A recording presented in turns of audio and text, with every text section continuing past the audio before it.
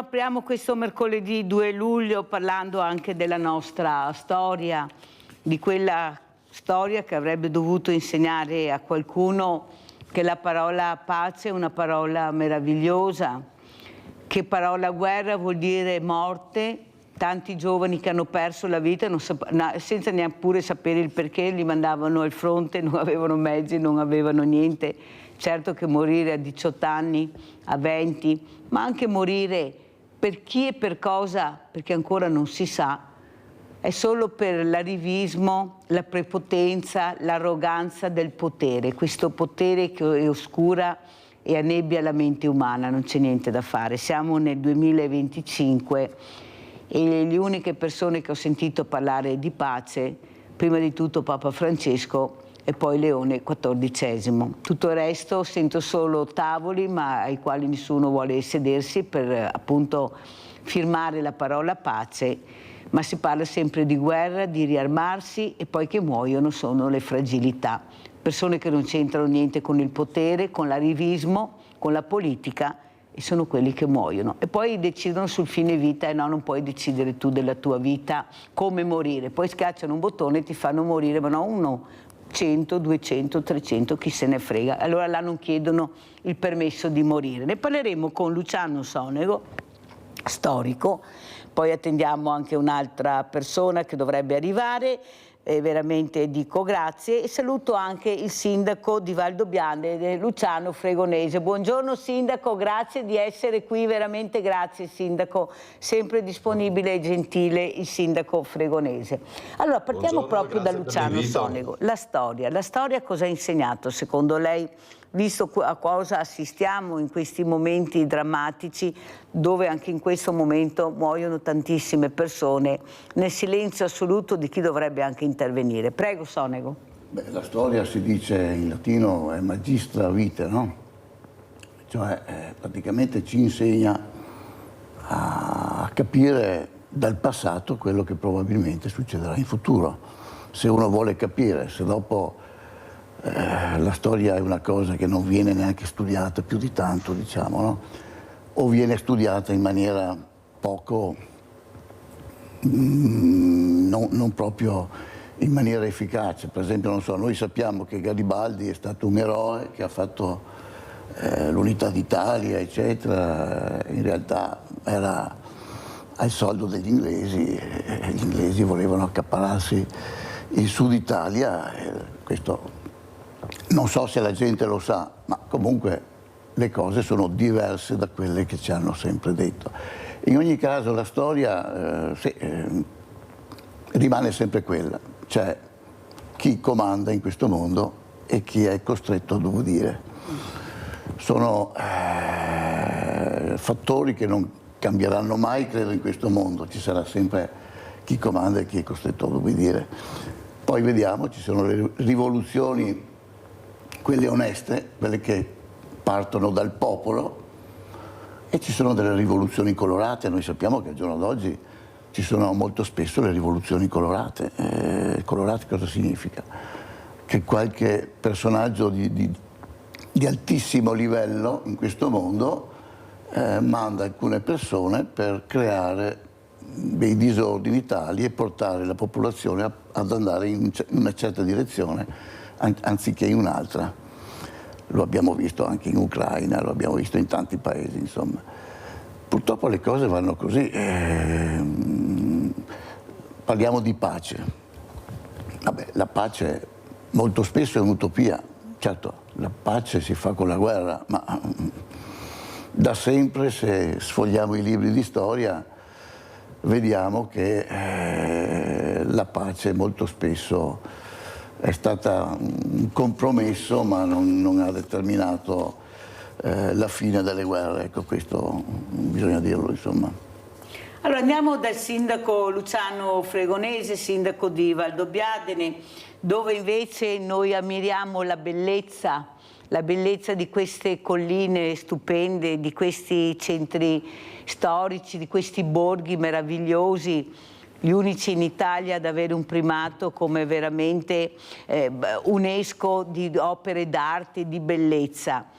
Eppure se potessero parlare queste montagne, queste colline, scusate ma aspetto anche una telefonata, queste colline molte cose direbbero, cose che magari anche i giovani non sanno, come dice Sonego, la storia, già vedere chi te la racconta, come te la racconta. Ecco, e io sono convinta invece che anche voi sindaci state facendo tantissimo, nel senso che state cercando di far rivivere le tradizioni, la voglia di capire cos'era una volta il lavoro, il sacrificio, anche la bellezza, perché se abbiamo anche tanta bellezza è merito di tutte quelle persone che non ci sono più, che hanno lasciato un segno, un ricordo. Prego, Sindaco Fregonese. Grazie Mirella per questa riflessione, perché credo che sia assolutamente importante e valida per due motivi.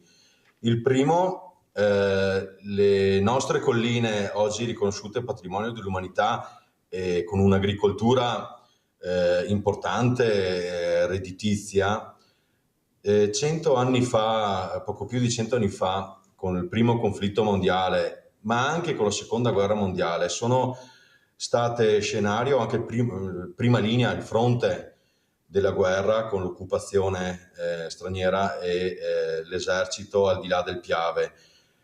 Prima guerra mondiale abbiamo avuto 484 morti di fame e stenti tra i civili, il numero 4 volte superiore ai morti in guerra di cittadini valdobbiadene. Seconda guerra mondiale che ha ulteriormente distrutto il nostro territorio e che è anche stato abbandonato dal lavoro, per cui nell'immediato dopoguerra, nel 1946, è stata fondata la Confraternita di Valdobbiadene proprio con la volontà di ritornare a lavorare queste terre abbandonate e devastate per dare una possibilità alle future generazioni, e questo è successo. E quindi queste terre oggi tanto amate, tanto apprezzate per la loro bellezza, hanno vissuto dall'interno in maniera intima, profonda e atroce la guerra, le guerre mondiali. E un'altra riflessione importante credo che vada fatta su ciò che ha voluto l'istituzione dell'UNESCO a livello mondiale, che è quello di inizialmente di salvaguardare quei siti che dovevano essere mantenuti a testimonianza della storia dell'uomo e salvaguardati dagli orrori delle distruzioni della guerra. Credo che anche questo sia un modo importante a livello mondiale di far capire l'importanza della pace e il contrasto in ogni forma ai focolai di guerra. Noi oggi siamo qui perché le nostre generazioni precedenti hanno saputo uscire e riscattarsi dagli orrori della guerra. Oggi non saremo qui con queste meraviglie e non saremo qui nemmeno con la vita se non ci fosse stata la fine della prima e della seconda guerra mondiale. Grazie Sindaco per queste parole, soprattutto il supporto che ha dato quello che ho detto io li ricordo sempre, forse ci dimentichiamo troppo di queste figure, anzi non è che teniamo in considerazione neppure quelli che stanno arrivando ai 100 anni, ai 90 anni, questa donna a Bibbione che ha venduto l'orologio per operare la sua cagnolina, il suo cagnolino. Questa è solitudine totale, l'unico amico che ha o amica questa cagnolina o cagnolino è un punto di riferimento per lui, vuol dire combattere la solitudine, non essere completamente soli, riuscire a parlare, riuscire a uscire, e questo la dice lunga su quello che tutti quanti potremmo fare. e non facciamo rete, ognuno nel nostro orticello, io sono più forte, sono più grande, sono più bello, ho più numeri, e poi invece non ricordiamo la storia e la solitudine che veramente sta abbracciando in maniera come un serpente, stritolando queste figure molto fragili che da sole non ce la fanno a difendersi. Allora io saluto e ringrazio Dio ti salvi Perin, imprenditore, eccolo qua, Imprenditori 2000. Buongiorno a tutti. Intanto facciamo veramente un applauso, perché dopo un terribile incidente, eccolo qua, sano e salvo, ma Perin come i gatti a 7 vite, perciò non è un problema. Soprattutto mi fa molto piacere averlo ospite. Grazie. Perché di quello che si parlava prima, Perin, di riscoprire questi percorsi dove hanno visto morte, distruzione, dolore. E lui sta facendo proprio questo, ma non è facile. Bisogna trovare il sindaco sensibile, il sindaco è l'amministratore che riesca a capire il valore di questi percorsi, indicarli a chi ancora ha piacere di capire cos'erano, come diceva il sindaco Fregonese, quelle colline, quelle montagne, quei viottoli. Prego, Dio ti salvi, complimenti. Buongiorno a tutti, buongiorno al sindaco Fregonese, che ci siamo visti qualche mese fa, quindi nella sua magnifica Valdobbiadene, quindi ho collaborato, è intervenuto anche il presidente Luca Zaia, che ha portato dei trattori a vapore e altre cose importanti appunto a Valdobbiadene. Quindi io aspetto sempre una mezza promessa che mi ha fatto Fregonese per fare una mostra importante sugli esuli dalmati istriani che io dispongo, queste mostre che mi ha dato Stefano Cavedagna da Strasburgo. Quindi ecco, qui io spero che si ricordi il sindaco che dobbiamo far girare tutte queste mostre per ricordare la triste situazione che ci hanno portato via l'Istria e il Veneto e quant'altro, insomma, ecco, il discorso delle guerre. Quindi appello, visto che sono qua a Valdobbiadene, c'era una ditta gigantesca dove io sono partito con la mia attività e quant'altro, l'Acme Motore, che voglio ricordare. Quindi un appello a tutti chi ci sta guardando: se avete dei pezzi vecchi dell'Acme Motori, una bobina, un magnete, un qualcosa, io voglio fare nel mio museo, che adesso mi hanno dato l'autorizzazione a Susegana, di portare un museo importante. No, fermo Perin, perché dobbiamo scrivere la data. Allora, finalmente è arrivata l'autorizzazione a fare questo importante museo che racconterà la storia, la vera storia del nostro territorio. Sì, prego. Ieri l'amministrazione di Susegana ha dato finalmente l'ok per fare questa cosa. Quindi io mi appello appunto a chi ha dei pezzi di motori eccetera, perché l'Acme è stata una cosa gigantesca. Praticamente io ho fatto questa pubblicazione ancora al Vinitaly 2013, sono andato,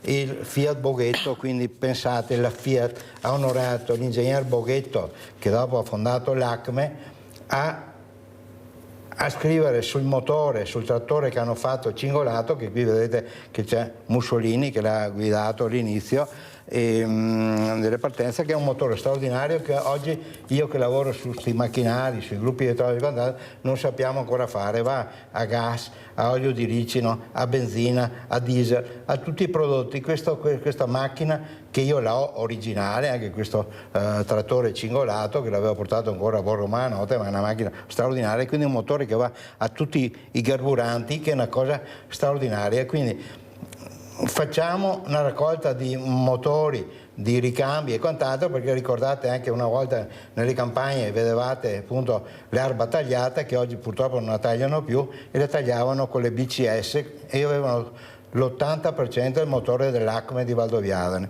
Oggi purtroppo dall'Acme di Valdobbiadene, lo dirà il sindaco, mi pare che c'è un supermercato, quindi ecco 300 persone che lavoravano, che io lavoravo con i loro motori a fare i primi gruppi elettrogeni e quant'altro. Dopo purtroppo questa ditta, la politica, non li ha aiutati, quindi negli anni 90 mi ricordo è stato fatto un incontro con la Lega sperando di avere una speranza, e invece è stata una triste fine. Abbiamo Rinaldo da Venezia, così liberiamo il centralino. Vai Rinaldo. Ciao Mirella e buongiorno ai tuoi ospiti. Buongiorno. E a tua trasmissione è una bomba, perché siamo due a parlare proprio delle robe del Veneto, di un Veneto che gente come degli altri, che siamo nati con lume a petrolio si usava ancora. Guarda cosa che i nostri vecchi si riuscì a fare.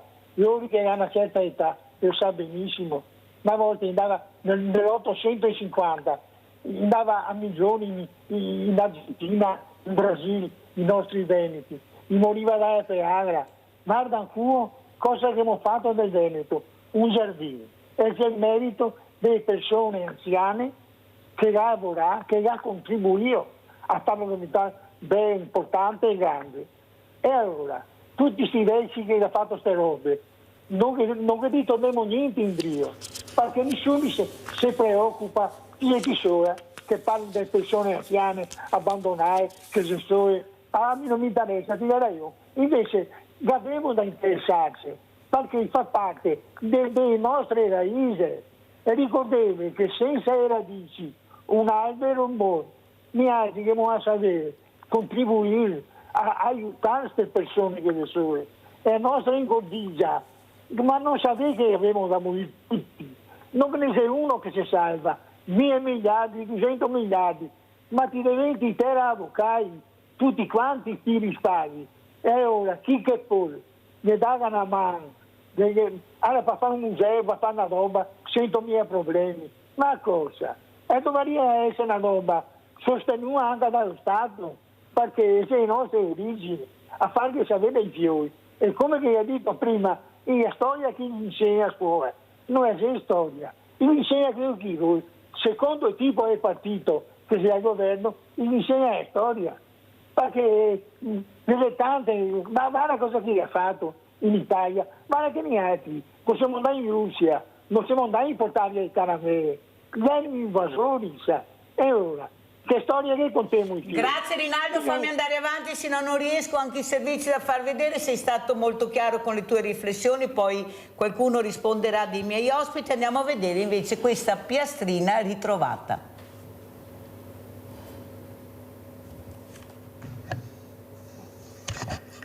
Stamattina dovevo andare all'Archivio di Stato di Treviso per una ricerca riguardante altri documenti.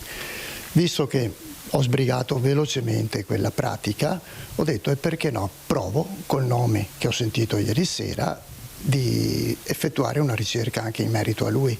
Il nostro telespettatore ha subito risposto all'appello del servizio sul destino del soldato Emilio Pellizzari, del quale un'associazione di appassionati di ricerche con il metal detector ha trovato la piastrina nei pressi di Pisa. L'esperto, signor Leopoldo, ha impiegato una mattinata per trovare tutta la vita militare di Pellizzari e non solo quella. Il foglio matricolare che gli addetti all'archivio poi mi hanno mostrato hanno rivelato un percorso militare interessante di questo giovane Emilio Pellizzari. Lo storico ha raccolto i dati del caso partendo dalla nascita del soldato Pellizzari, venuto alla luce il 9 giugno del 1923 da Giuseppe e Moretto Cristina in via Carainati 38 a San Zenone, chiamato alle armi il 12 gennaio del 43 e assegnato al 37° Reggimento Fanteria Alessandria. Poi c'è un buco temporale, non si sa cosa gli sia capitato l'8 settembre, quando il destino di molti ha fatto una capriola. Pellizzari ricompare nell'aprile del 44. Deduco ragionevolmente che in precedenza all'armistizio col suo reparto si trovasse in zone del sud Italia e che alla proclamazione dell'armistizio sia riuscito a non essere catturato, a non farsi catturare. In quel periodo fu ricostituito l'esercito del Sud e Pellizzari fu inquadrato nella divisione Bari.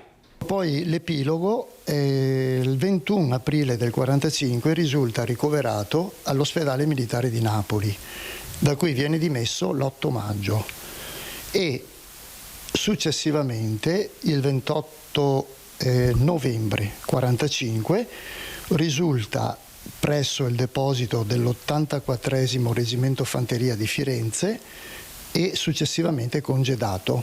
Dopo il congedo e tanta vita fra gli stravolgimenti dell'ultima guerra, c'è finalmente il resto della vita dei Pellizzari che torna nella sua pedemontana dopo anni. Nell'appunto riguardante il congedo è riferito che la residenza della famiglia nel frattempo era stata spostata a Bassano del Grappa in via Fontanelle.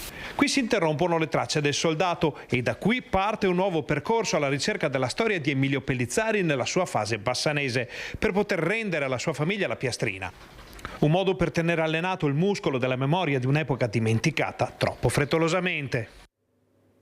Sentiamo Luciano Sonego, ecco come commenta questo servizio, la passione di queste persone come Perin, come lei, come tanti altri, magari ce ne fossero di più, che fanno rivivere quella che è veramente la figura della persona con queste piastrine che sono fondamentali, però bisogna impegnarsi, bisogna cercare, bisogna andare in prima linea e cercare. Prego Sonego. Beh, insomma, anche io ho fatto cose di questo genere. Abbiamo fatto delle ricerche su tanti soldati, molto spesso morti in guerra, o altrettanto spesso anche nel dopoguerra, perché molti sono stati uccisi nel dopoguerra. E una cosa che molti di noi, come Perin, facciamo volentieri per lasciare qualcosa alla storia.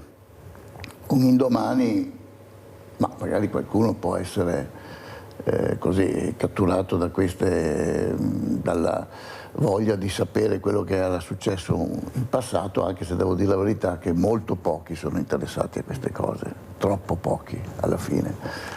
Però insomma non si sa mai, il genere umano alla fine potrebbe anche resuscitare queste notizie e insomma renderle pubbliche e interessanti anche nel futuro.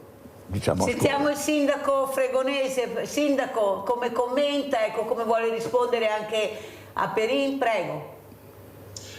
Saluto Perin, lo ringrazio anche per la disponibilità che ha dimostrato la Fiera di San Gregorio scorsa a marzo.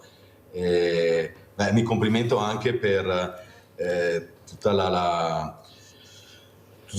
l'archivio e tutti gli attrezzi e i trattori storici che sta raccogliendo, peraltro con dei pezzi unici anche proprio riferiti all'Acme Motori, che è stato certamente un orgoglio per la nostra città, soprattutto negli anni 50, 60, 70 e 80.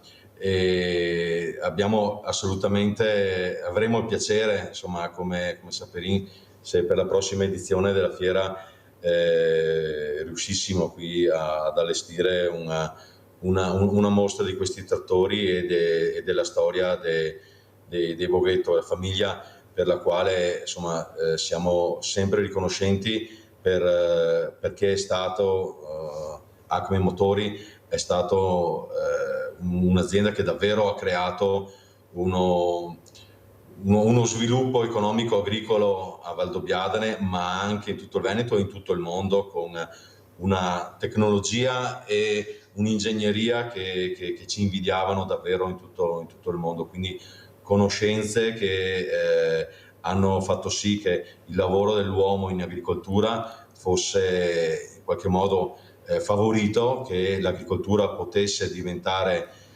un'economia di sostegno delle famiglie e come dicevo all'inizio il riscatto dalle atrocità e dalla distruzione della guerra lo si deve a una serie di persone, di famiglie che hanno fatto sì proprio in maniera pratica, fattiva, che si potesse tornare a lavorare. Sindaco Fregonese, facciamo una parentesi, perché è molto importante quello che ha detto Perin, quello che sta dicendo lei.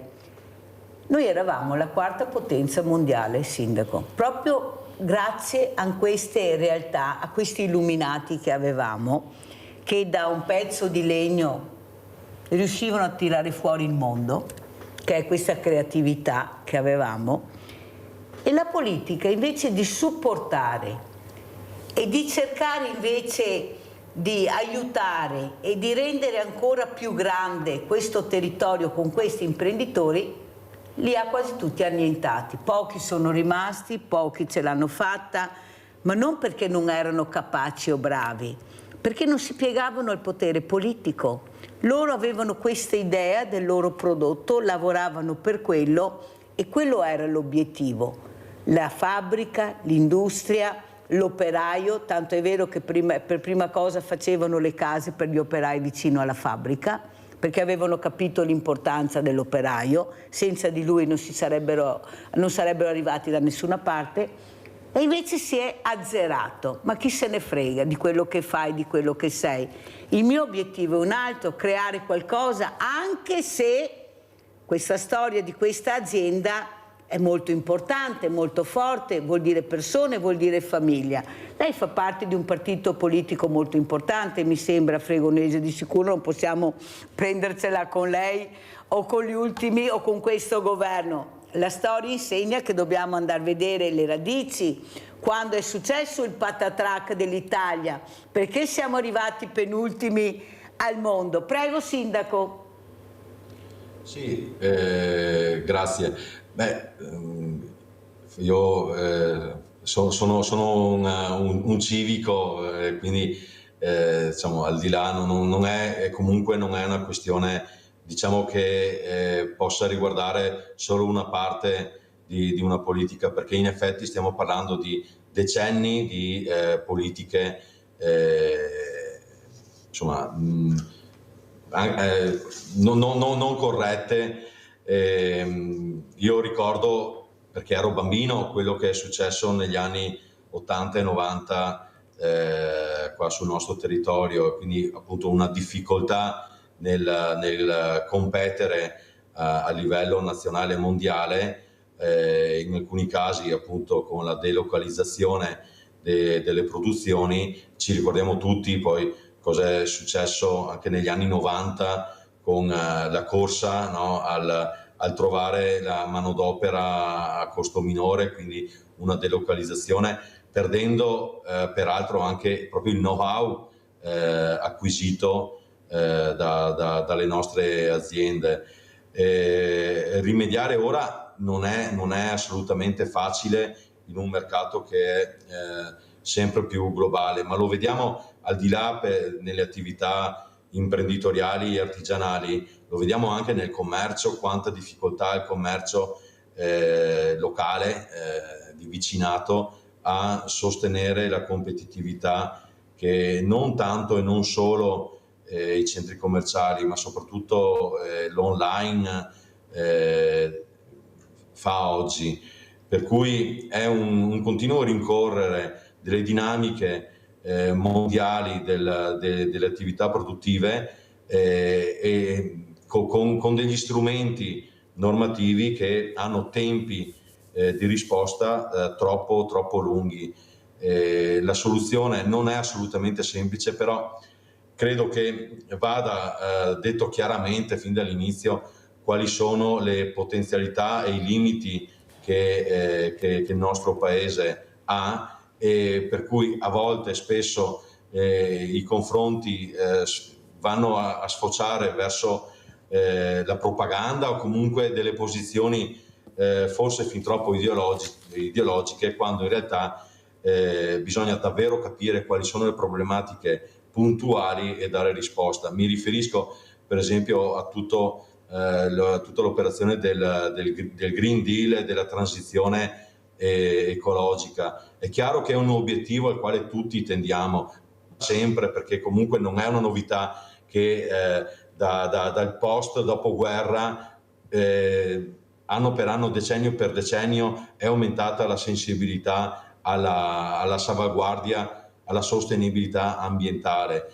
È chiaro che se la mettiamo in termini così stringenti da far diventare non competitive le nostre aziende e spostare le produzioni all'estero, non raggiungiamo né gli obiettivi ambientali di sostenibilità e perdiamo occupazione, lavoro, know-how. Oddio sindaco, tanta salvaguardia ambientale non penso, io non la vedo, mi scusi se glielo dico, le montagne stanno franando perché l'avidità dell'uomo e anche la superficialità, nonostante gli esperti dicono e facciano capire cosa si dovrebbe fare, io veramente non la vedo questa attenzione all'ambiente, la vedo nei giovani, ma purtroppo il mondo è in mano ai vecchi che non riescono a capire che il futuro è dei giovani, nei giovani, e non c'è verso che riescano a capire l'importanza di questo. Salvi Perin, come commentiamo le parole? Un imprenditore che puoi dire veramente... Io vedo tanta confusione in giro, quindi ecco, sì, anche il sindaco qui che dovrebbe capire che se sono stati fatti questi vigneti e tutta questa realtà appunto agricola, era grazie anche a chi ha fatto i motori, perché dovevamo capire che quei motori hanno fatto l'inizio come l'Acme, le zappatrici, tutte quelle cose che si è lavorato. Purtroppo questa azienda è stata dimenticata, perché io mi ricordo al tempo quei dirigenti che stava nascendo la Lega eccetera hanno detto andiamo su a parlare da Bossi, vedere se si può fare qualcosa. Ma quando è successo il patatrac dell'Italia? Questa Italia che era quarta potenza mondiale, poi un po' alla volta... È partita negli anni 90, lì quando tra 80 e 90 che c'è stato il cambiamento, se vi ricordate Zaia andava a inaugurare gli stabilimenti a Timisoara eccetera, partivano qua imprenditori con le aeree e tutto, c'è stata quell'evoluzione lì di portare gli stabilimenti lì, quindi tutta una confusione in quel tempo là, voglio dire, quindi c'è poca serietà, insomma, hai capito, perché qua tutti scaricano barili, dopo una volta uno sa, tutti questi imprenditori adesso devono arrangiarsi, questi dei vigneti, vorrei vedere cosa succede, come manca un po' le forze che sta avanzando l'età, chi lavora appunto su questi vigneti e tutta la gente di una certa età e c'è fatica a lavorare sta roba, voglio dire, fra 10-20 anni cosa succede a tutte quelle persone, perché o dobbiamo attrezzare in una certa maniera, perché per esempio non vedo finanziamenti per fare teleferiche o aiutare un po' tutta questa attività agricola in questi vigneti, quindi e naturalmente bisognerebbe passare un po' anche al discorso biologico, biodinamico, perché come pompano adesso con tutti questi fitofarmaci eccetera è un disastro di inquinamento, capite? Parla uno che fa vino, cioè il figlio mi sembra, no? Non so, perché non è che parli solo di locomotive e trattori, sta parlando di vino.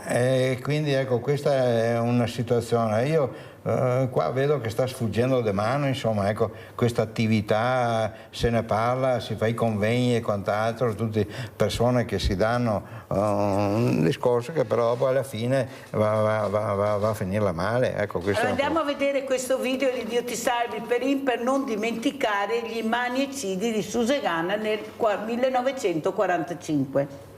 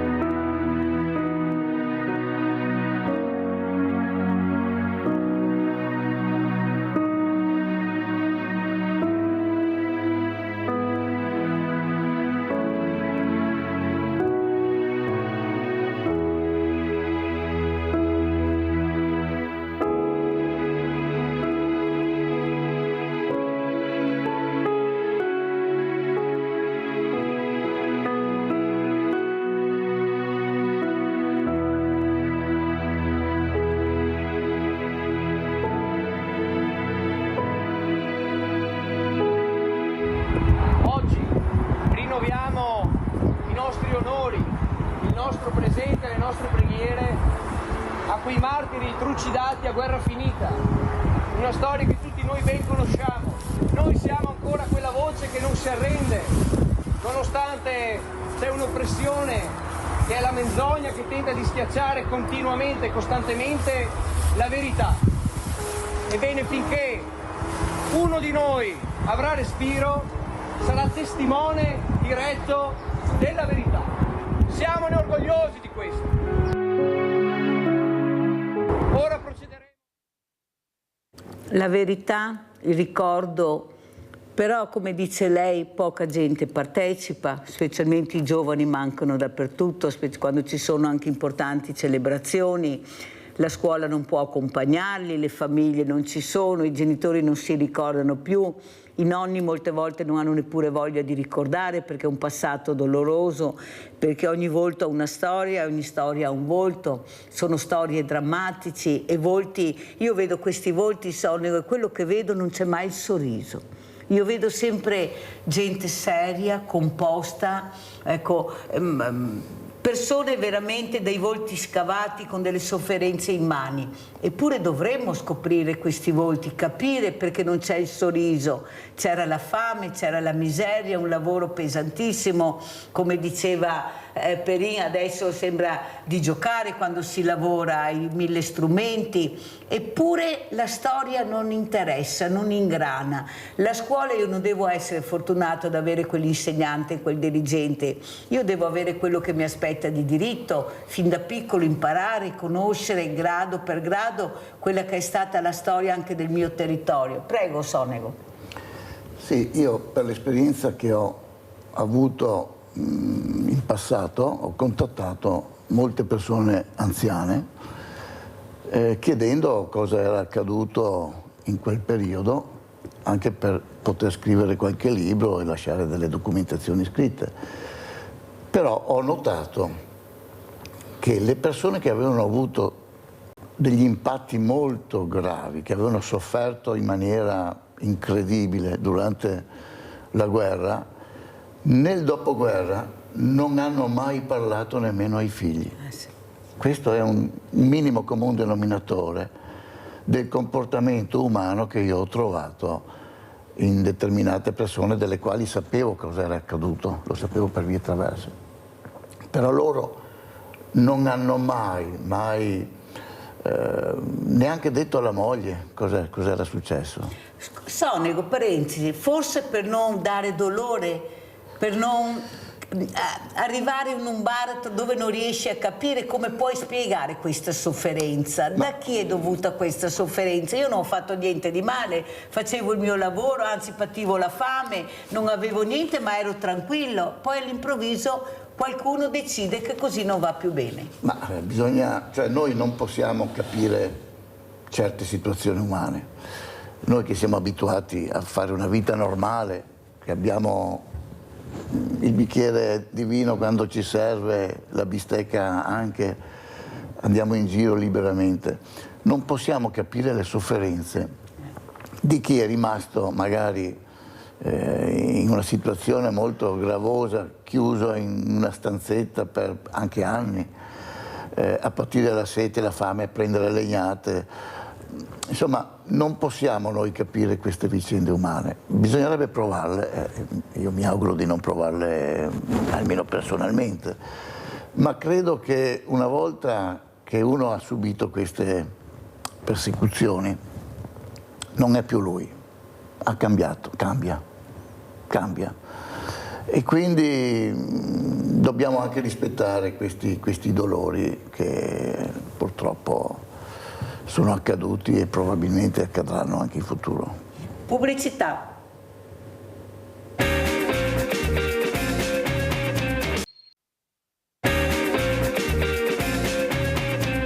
Allora, so che Dio Salvi Perin vuole leggere un documento, prego Salvi. Sì, ecco, queste cose le sanno un po' tutti, però tutti stanno zitti, ecco, anche il sindaco di Valdobbiadene, lì sul circuito delle colline ha avuto queste situazioni, quindi diverse difficoltà. Qui Sonego ha lavorato con il senatore Serena per anni e anni per mettere una lapide, per ricordare. Purtroppo questa gente qui viene uccisa un'altra volta se non viene ricordata. E il sindaco di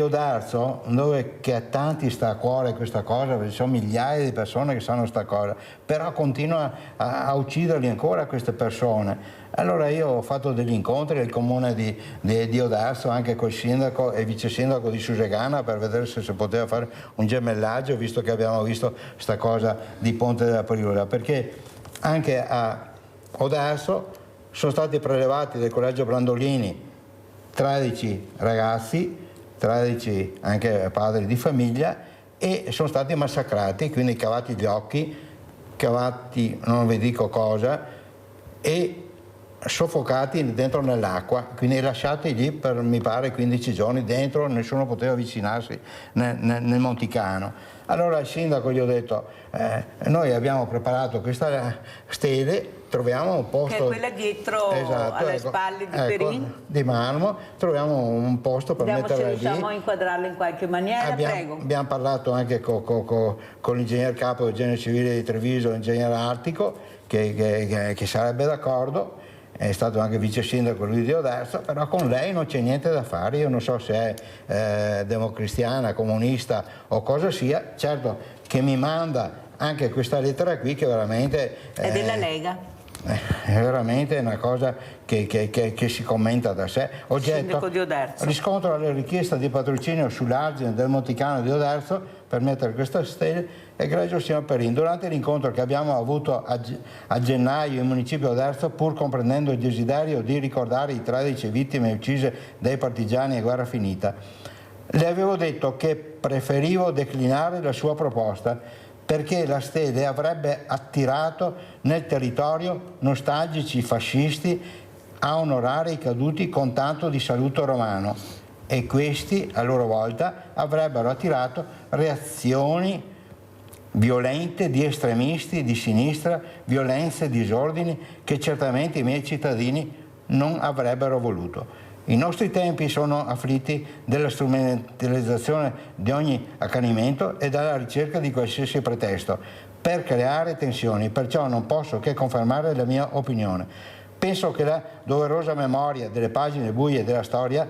serva perché queste non si ripetano e debba pertanto essere mantenuta, senza creare il pretesto per sfogare nuovi ricordi. Quindi, firmata? A 80 anni, sindaco Maria Scardellato non può mandarmi una lettera del genere alla mia proposta. Fermo, mi viene i brividi. fermo. Sentiamo cosa ne pensa il sindaco Fregonese, perché come ho detto prima, ogni storia ha un volto, ogni volto ha una storia. Prego, sindaco.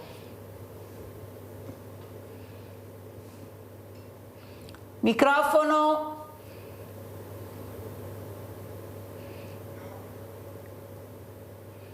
Eccoci, no, scusatemi. No, dicevo, ho seguito in parte perché ho avuto nel frattempo una telefonata. A riguardo della risposta di Odarzo, per correttezza, insomma, non commento, non conosco i fatti. Ma lei cosa avrebbe fatto? Cosa farebbe il sindaco? Parliamo di lei, non degli altri, naturalmente. Sì, allora gli episodi della guerra, soprattutto della seconda guerra mondiale e del post guerra, insomma, sono certamente cose che ancora adesso toccano e colpiscono, come è stato detto, ci sono fatti accaduti proprio sulle nostre terre. Io mi ritengo fortunato di non aver vissuto orrori della guerra vuol dire, sicuramente vanno condannati tutti gli episodi e tutte le uccisioni che ci sono state. la memoria è doverosa, il rispetto per i morti è doveroso, quindi sì, non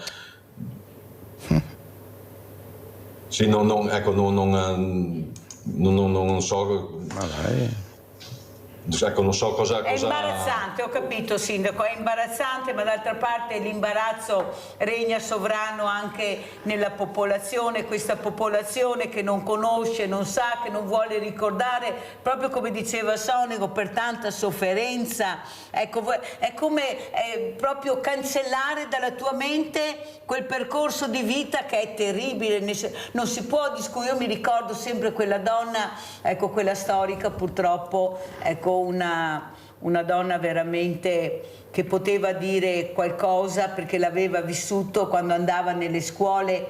Nell'intervista ha dichiarato, questa era una partigiana ormai quasi centenaria: come faccio a spiegare la storia a questi ragazzi che non l'hanno provata? Non posso spiegarla, non la capirebbero, è quello che ha detto Sonego, perché non hanno provato. Non posso spiegare quello che uno non ha provato, io lo so, ma loro non lo capiranno mai. Allora andiamo a vedere questo servizio sul turismo di queste meravigliose colline, perché penso che anche il turista avrebbe piacere di percorrere questi sentieri, di trovare la storia di quel territorio che ha piacere di visitare. Andiamo a vedere.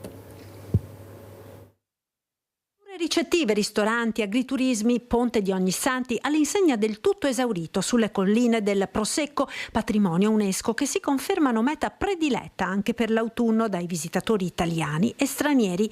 Ed i dati del ponte arrivano al termine di una stagione che ha visto il sito collinare trevigiano tra le mete più ambite nei primi 8 mesi del 2024, con un incremento di oltre il 10% rispetto all'anno precedente, che già aveva toccato il record di più 18% di turisti ed un picco di 24% in più per gli ospiti stranieri. Siamo molto sopra la media regionale e soprattutto un più 26% di presenze estere. Questo significa che sempre di più le colline vengono scelte da un turista che non rimane soltanto un giorno, ma che sta 3-4 giorni, e sicuramente anche la presenza del cammino e delle colline del Prosecco, che va appunto da Valdobbiadene fino a Vittorio Veneto, è di grande aiuto. E ci tengo a dire che questa settimana, che poi è la settimana appunto del weekend, le credenziali che sono state scaricate arrivano nell'ordine da dei paesi che sono lontanissimi rispetto all'Italia, e parliamo degli Stati Uniti, parliamo del Brasile, oltre alle classiche Austria, Germania, Olanda e Francia. Molte le iniziative messe in campo in questi mesi a beneficio dei turisti come dei cittadini del territorio, iniziative che culmineranno con una mostra itinerante in collaborazione con il National Geographic.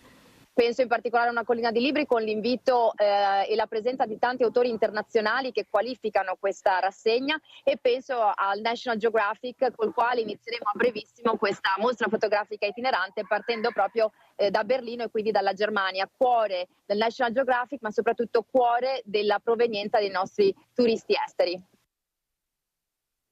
Allora, Fregonese, sindaco, come commentiamo, ecco, cosa chiede questo turista quando viene a visitare questa meraviglia che abbiamo? Ecco, quello che poi trasmettono queste colline, questo verde, questa bellezza, questa meraviglia dell'UNESCO. Prego, sindaco Fregonese.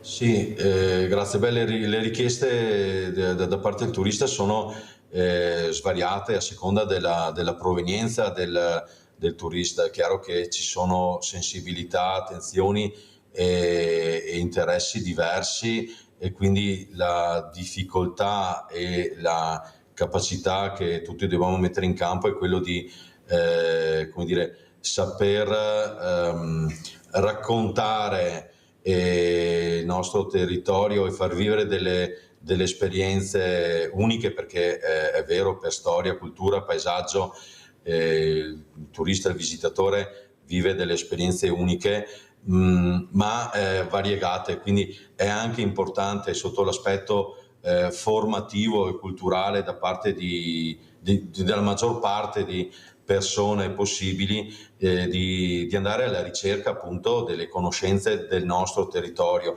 perché è chiaro che se non sappiamo da dove veniamo, le nostre origini, i nostri pregi e le nostre anche i nostri limiti, è chiaro che diventa anche difficile far vivere delle esperienze, perché certamente il turista che viene qui perché vuole vivere delle esperienze, non è né di passaggio casuale né una vacanza, diciamo, di semplice relax, ma è proprio un turismo culturale. La cultura si declina in molti modi.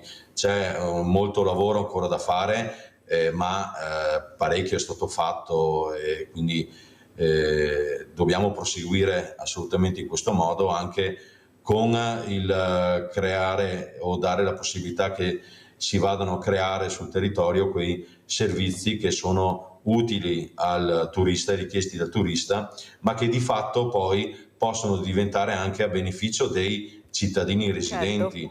Certo. Ricordiamoci che il turismo, che non può essere l'unica economia, perché di fatto non lo è già, ma deve essere una delle economie insieme a quella agricola, e necessariamente dobbiamo sostenere il commercio al dettaglio. Vede Sindaco, fa bene a dirlo, perché quello che non si riesce a capire, e qua dico alla politica in generale, a quelli che siedono su queste poltrone, che forse qualcuno potrebbe anche lasciare libero a qualcun altro, che quello che sta dicendo lei è vero. Il turista cos'è? Quando viene cosa fa? Mangia prodotti nostri, locali, viene per quello, e poi cosa fa? Visita, mostre. Sono veramente, fanno la fila, vanno a cercare le chiese, i posti più veramente, la cultura, ecco, vuole vivere la cultura. Ecco, noi dobbiamo puntare su questo. E poi a Venezia i musei chiudiamo, alcuni musei alle 17 del pomeriggio, e a mezzanotte non c'è più il treno né che arriva né che parte. Capite come siamo arrivati? Ecco, andiamo da Luigi da Padova. Vai Luigi. Buongiorno agli ospiti. Allora, io credo, ho sentito prima il promotore, quello della Stele, e la risposta del sindaco. Hanno ragione tutti e due, però viviamo in un momento dove è messa in discussione la senatrice Segre.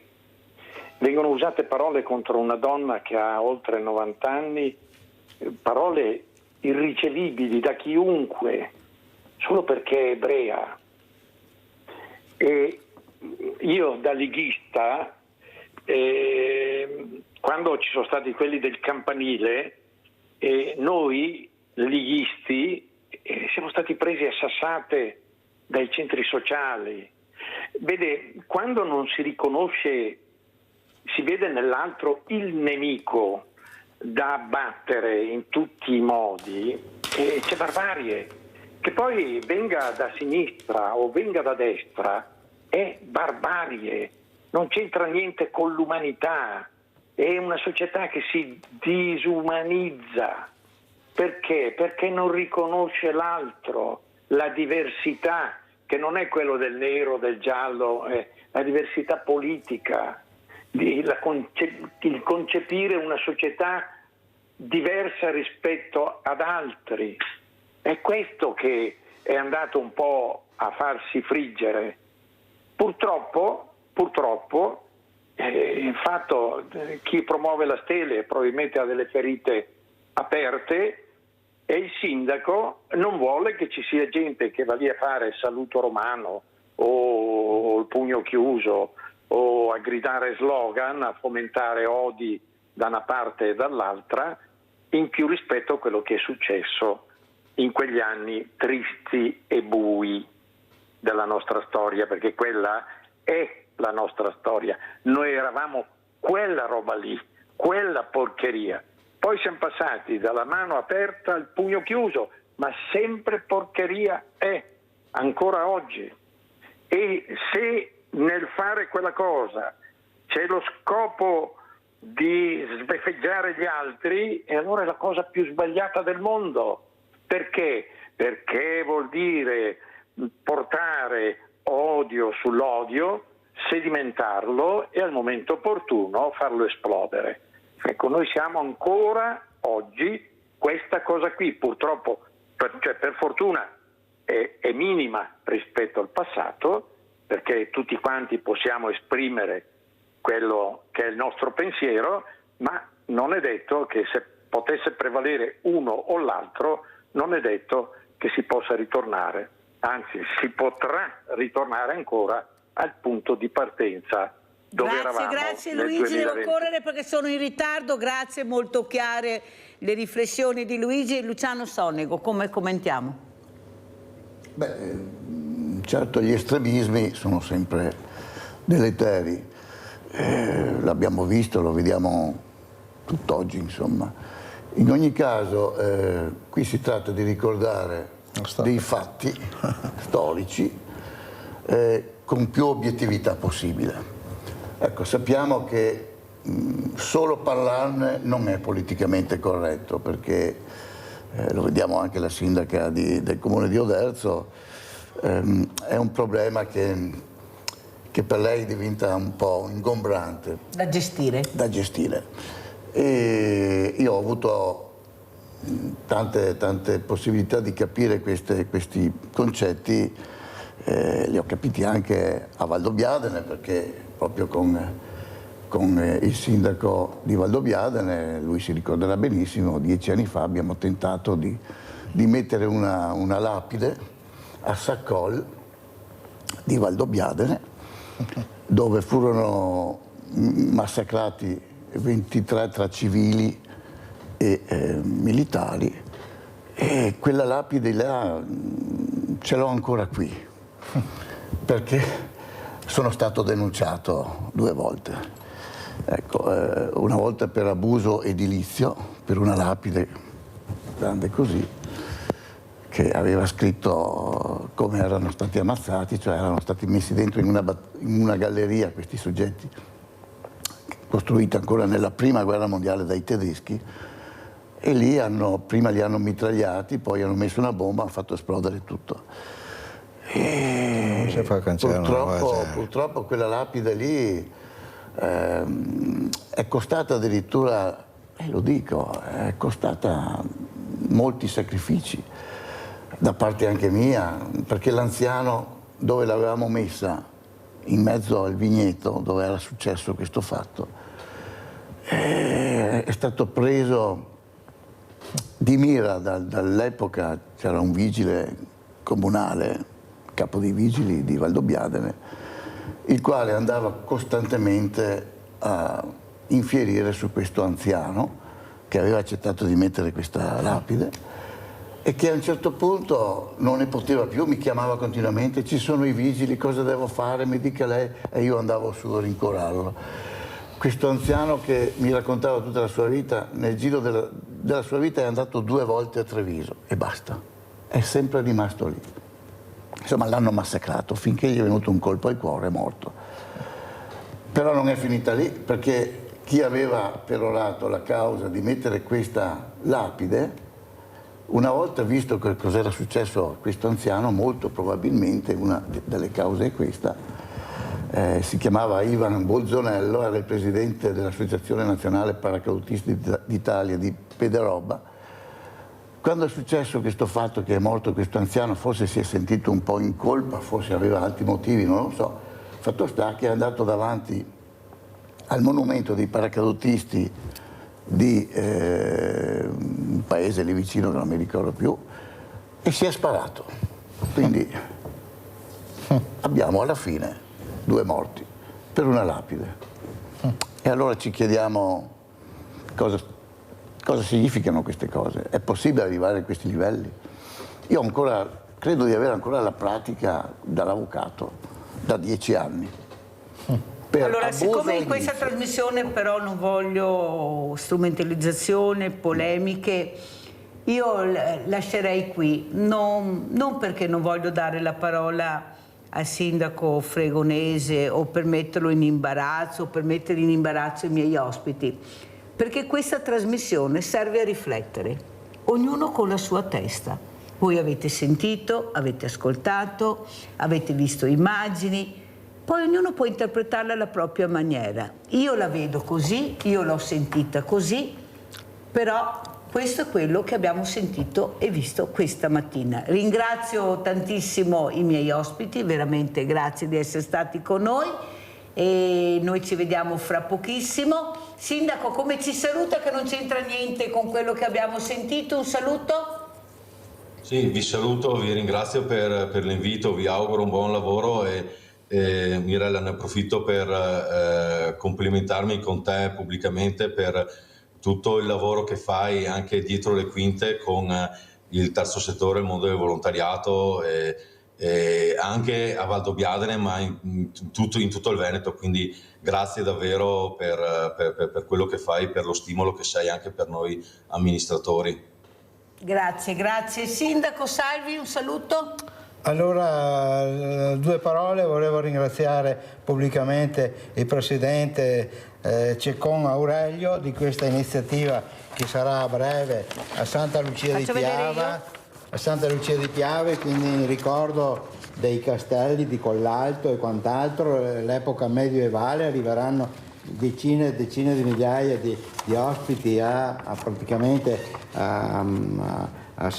tra settembre, ottobre e novembre, quindi questa edizione è molto importante e noi collaboreremo con Aurelio per prestare questa catapulta che non è originale di centinaia di fa. L'abbiamo ricostruita. Spieghiamo cos'è la catapulta, tutti non sanno cos'è la catapulta, meglio spiegarla. È questa qua, vedete che Mirella ve la fa vedere, che sarebbe, Salvi? Veniva usata per assaltare i castelli come il castello di Conegliano oppure di Coso, ma anche su tutta la zona che sarebbe da ricostruire, da fare uno schema, appunto anche il sindaco Fregonese, perché avevamo da Refrontolo, Pieve di Soligo, tutta la zona che va pedemontana fino a Valdobbiadene, c'era tutta una serie di castelli sui colli là. Anche noi abbiamo su un colle un vigneto a Farla di Soligo dove che lì c'era un castello, quindi abbiamo tutta una zona lì di castelli che i turisti dovrebbero sapere che quella zona lì qualche centinaio di anni fa era tutta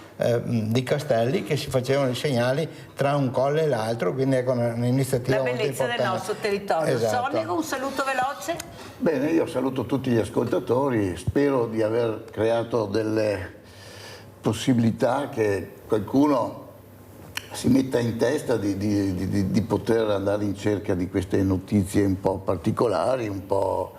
Io sono sempre a disposizione se qualcuno vuole sapere delle cose che riguardano la guerra. Rivolgersi a Luciano Sonico e se volete qualche numero chiamate Mirella all'ufficio e noi ve lo daremo. Grazie, grazie ai miei ospiti, veramente grazie. Pubblicità.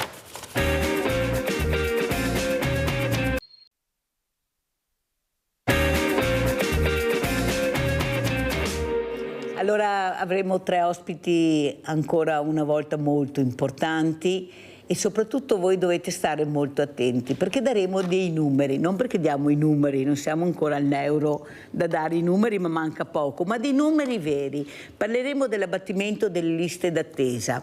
Naturalmente ci sono reparti e reparti, spiegheremo anche questo, però quello che sentiremo dal dottor Zanatta Roberto, neurochirurgo, poi sentiremo anche dalla dottoressa Ilaria Barcatti e soprattutto saluto anche il dottor Brunello Gorini, consigliere provinciale FMG Treviso, perciò parleremo di medici, di medicina generale. La vedo col sorriso, dottor Gorini, perciò partiamo bene. Vedremo se avremo un dottor Gorini arrabbiato, un dottor Gorini dimesso oppure rassegnato. Sentiremo cosa ci dirà questa mattina, però partirei proprio da lei, dottor Roberto Zanatta. Cosa ci racconta? Queste liste d'attesa, ecco, bisogna abbattere le liste d'attesa, ma mi sembra, per quanto vi riguarda, che ci siate riusciti. Prego, dottor Zanatta. Ma guardi, tanto saluto tutti, è sempre un piacere venire qua, grazie. Non è la prima volta che ci troviamo.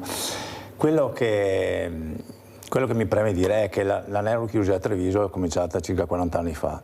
Era cominciata non tipo quasi come una sfida, perché era, diciamo, una succursale di Padova, però era cominciata un po' in sordina.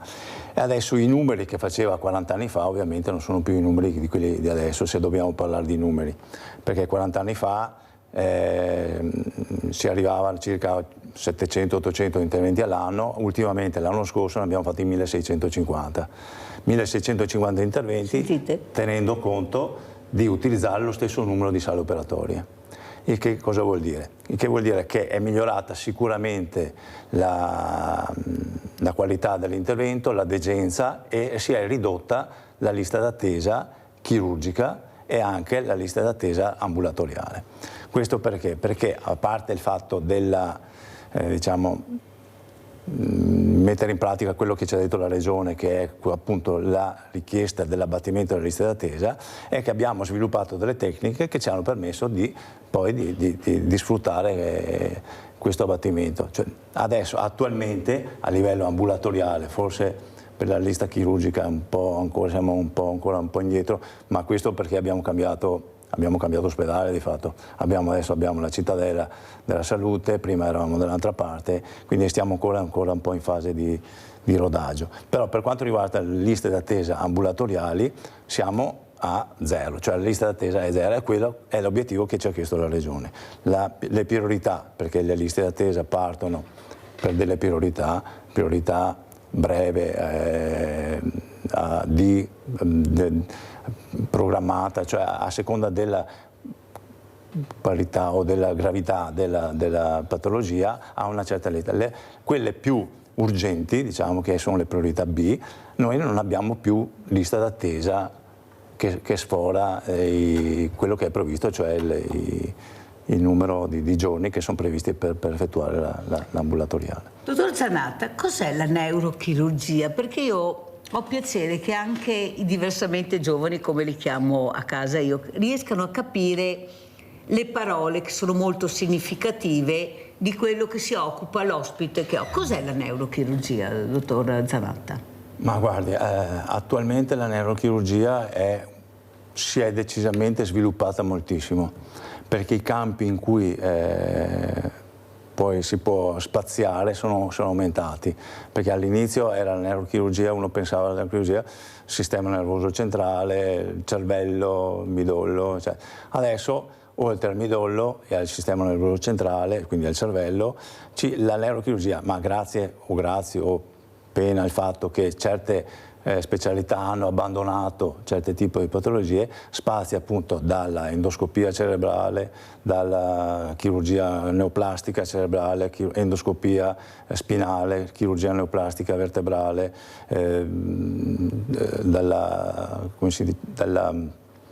mi scappa la parola, dalla stimolazione spinale, cioè i campi sono decisamente... Si è aperto un mondo.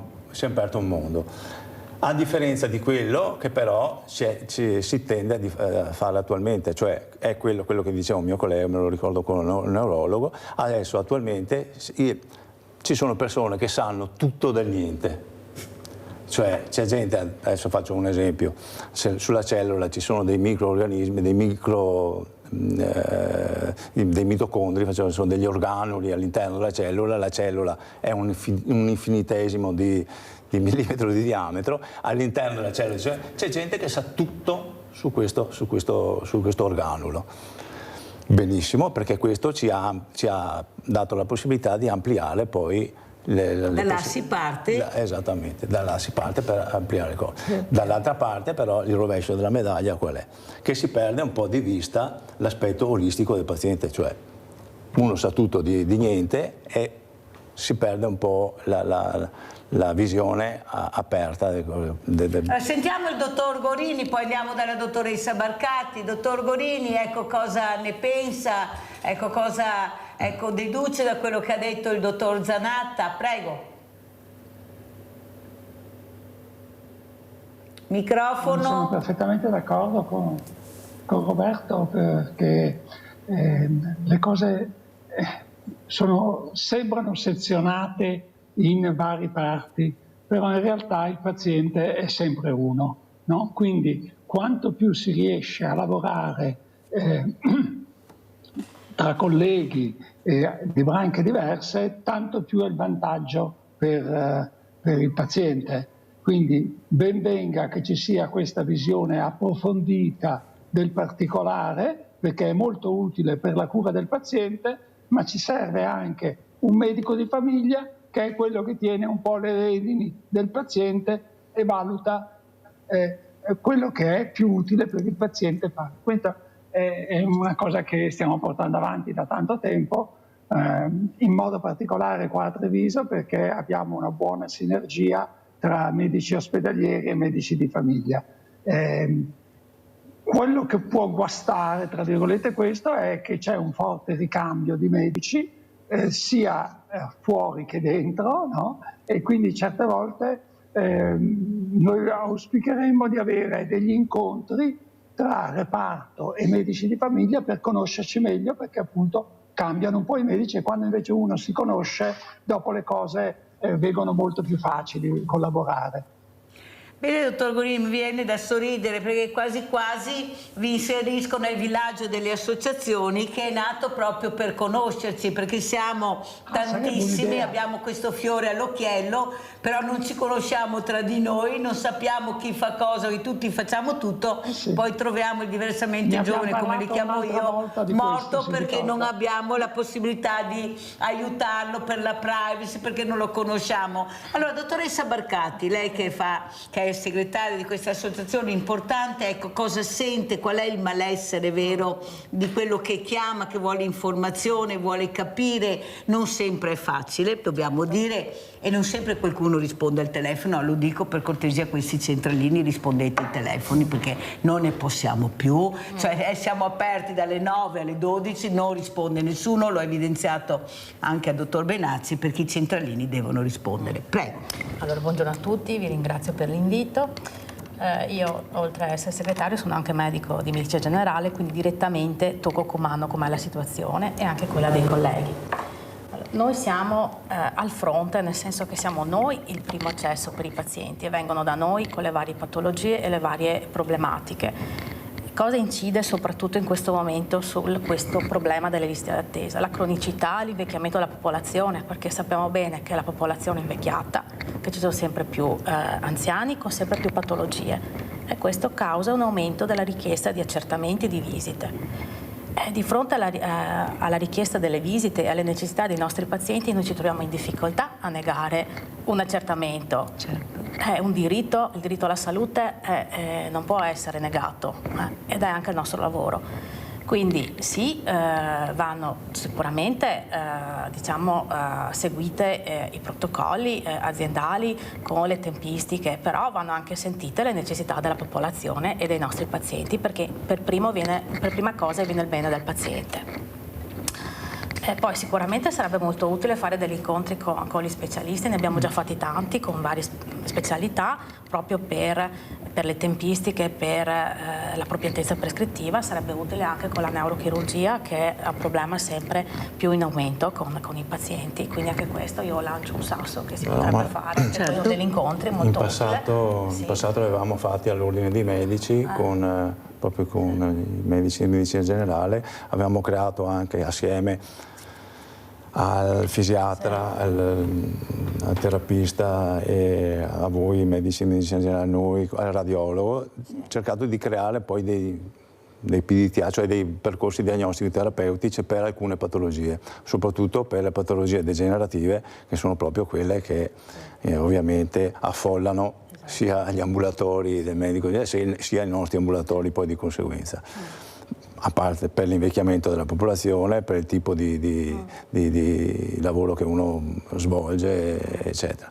E il problema è che poi mettere assieme tutte queste esigenze è un po' difficile, perché cioè, l'azienda poi ha delle sue priorità, noi abbiamo delle nostre priorità. Tenga conto che noi, come a parte i numeri che abbiamo dato, perché se si parla di numeri, sui 1650 interventi, più del 60% ricadono sull'urgenza. Noi facciamo circa 950 interventi di urgenza, che l'urgenza non è solo il trauma, ma l'urgenza può essere dalla patologia neoplastica, se è in pericolo di vita, dalla patologia vertebrale, se ha una compressione del midollo, quindi è gravata da questa situazione qua. Questo non è che influisce tanto sulle liste d'attesa dell'ambulatorio, ma ricade poi sulle liste d'attesa della sala operatoria. E di conseguenza si allungano poi le liste d'attesa dell'ambulatorio, perché è un cane. Prego, dottoressa Barcatti. Sì, ecco, teniamo conto per quanto riguarda il discorso di centralini, che noi comunque abbiamo in media almeno 80-100 contatti al giorno, e quindi quelle sono le ore che riusciamo a fare. Il nostro lavoro, noi lavoriamo dalla mattina alla sera, io vedo che i pazienti, se non riescono a trovare la linea libera, di solito sono più i giovani che gli anziani. Ecco, i giovani vengono in ambulatorio, dicono: ma dottoressa, non sono riuscita a raggiungerla, a chiamarla, però sono venuta qua, mi può dare un'occhiata? Certo, la vedo subito. Quindi comunque in qualche modo ci raggiungono. Poi comunque sappiamo che oggi il modo di raggiungere, di contattarci, è cambiato rispetto a una volta.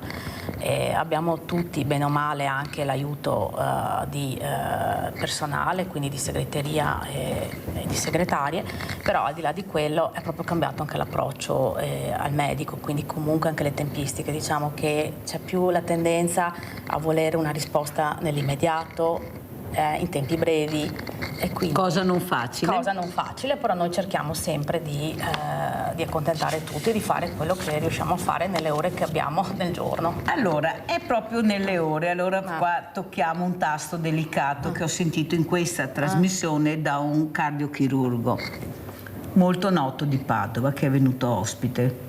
Ha detto, e ce l'aveva col sindacato, dottor Zanatta, ha detto: ma come faccio io a timbrare il cartellino, nel senso metaforico? Mi dai a disposizione queste ore, sono in sala operatoria, finisco, ma non posso finire perché l'intervento si prolunga, però tu mi dai lo stop. Oppure io ho terminato queste ore di lavoro, però ho un intervento, dovrei essere io, ma non lo posso fare perché appunto non lo posso proprio come lavoratore organico di farlo. E questo paziente si ritrova ad avere un altro... Ma non è la stessa cosa. No. Non è la stessa cosa. Voi dovete essere molto più... lasciarci più flessibilità. Non possiamo avere la rigidità sull'orario.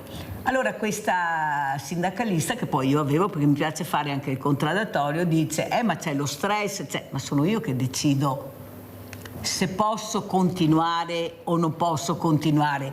E anch'io sono dell'idea che non è il sindacato che deve decidere se lo stress è arrivato o non è arrivato, sono io che nel momento che sto operando riesco a capire fino a che limite posso arrivare. Cioè c'è qualcosa che non gira, che non riesce, ecco, la famosa squadra, rete, ma chi è che decide? Sarò io che so fino a dove posso arrivare, fino a che posso operare anche interventi molto delicati, importanti, li devo fare io. Il paziente che dice: ma io volevo quel dottore, non ce l'ho più, ne ho un altro perché a fine... Cioè non va bene, c'è qualcosa che non torna. Poi vorrei chiederlo anche al dottor Gorini. Questo è perché il contratto nazionale del lavoro rispecchia un po' quello che vuole la normativa europea. Cioè la normativa europea prevede che dopo un orario di servizio che eccede le normali ore si abbia un riposo di 11 ore. E questo, ovvio, cozza un po' quello che vogliamo fare noi, perché... Cioè, ho capito io quello che intendeva lo spirito di sacrificio, quello che intendeva dire Riccardo Chirurgo, mio collega. Cioè non è il sacrificio perché io devo essere, mi sacrifico per qualcosa, ma mi sacrifico per migliorare qualcosa. Cioè il sacrificio che non deve essere una mia colpa. Io mi sacrifico, che non è un sacrificio poi alla fine, ma diventa un qualcosa di orgoglioso, per migliorare quello che ho davanti.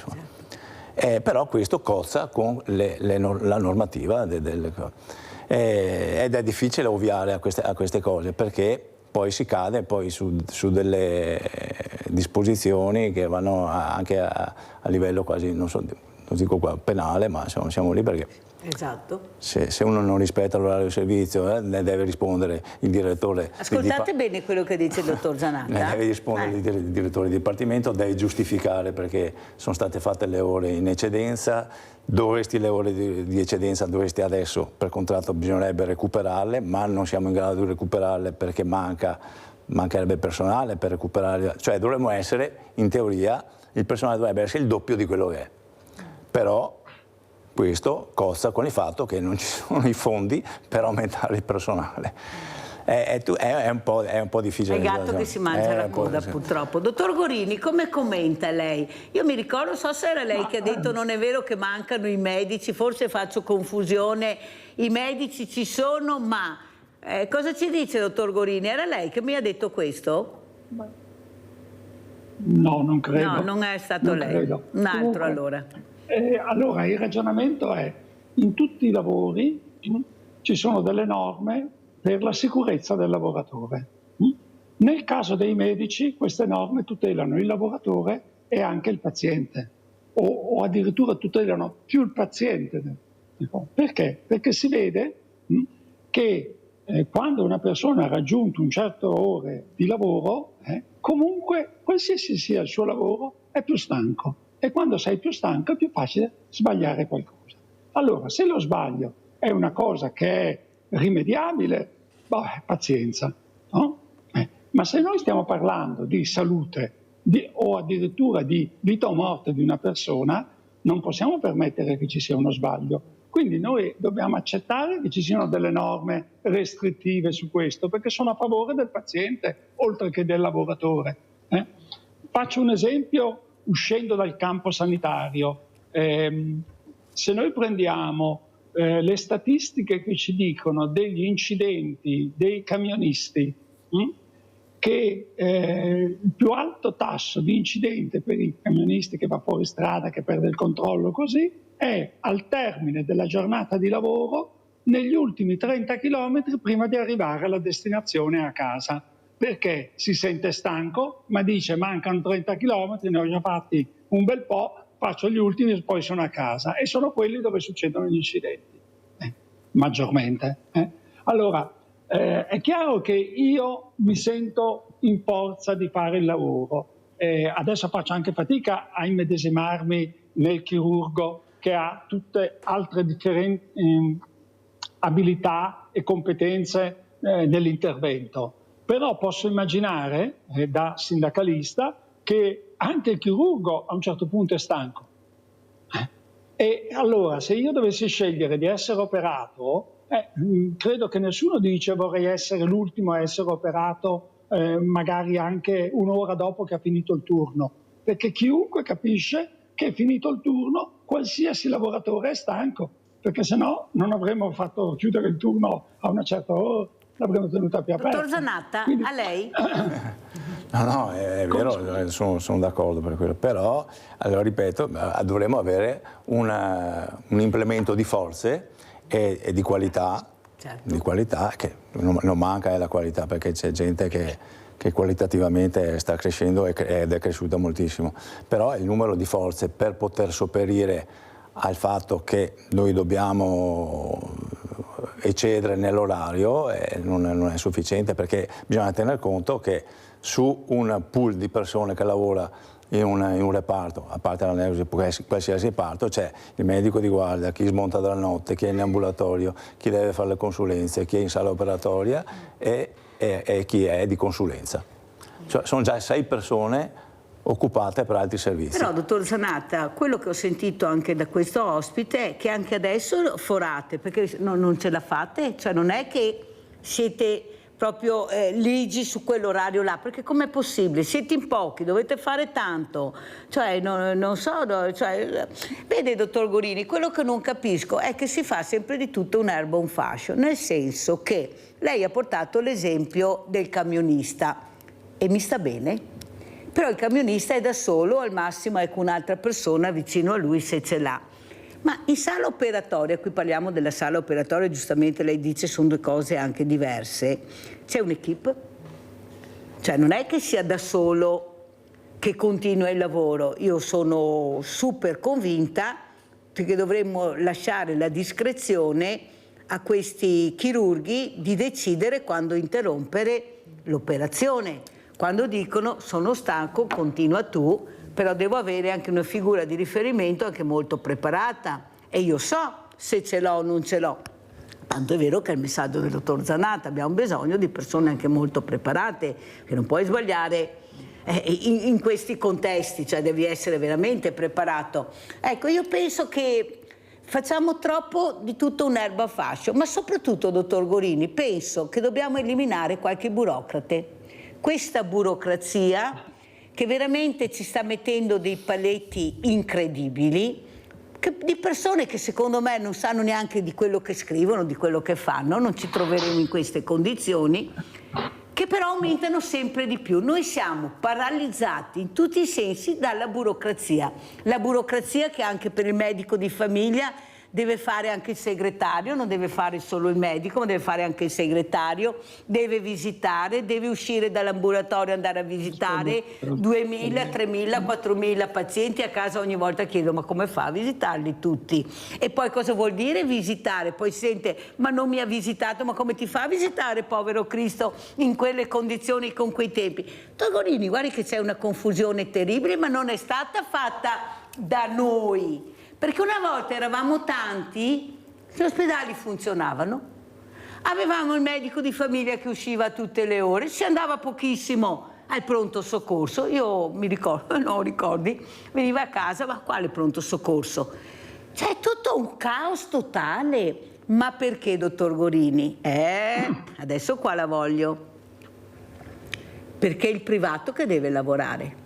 Qua ti voglio. Come mai? E chi è che ha deciso questo?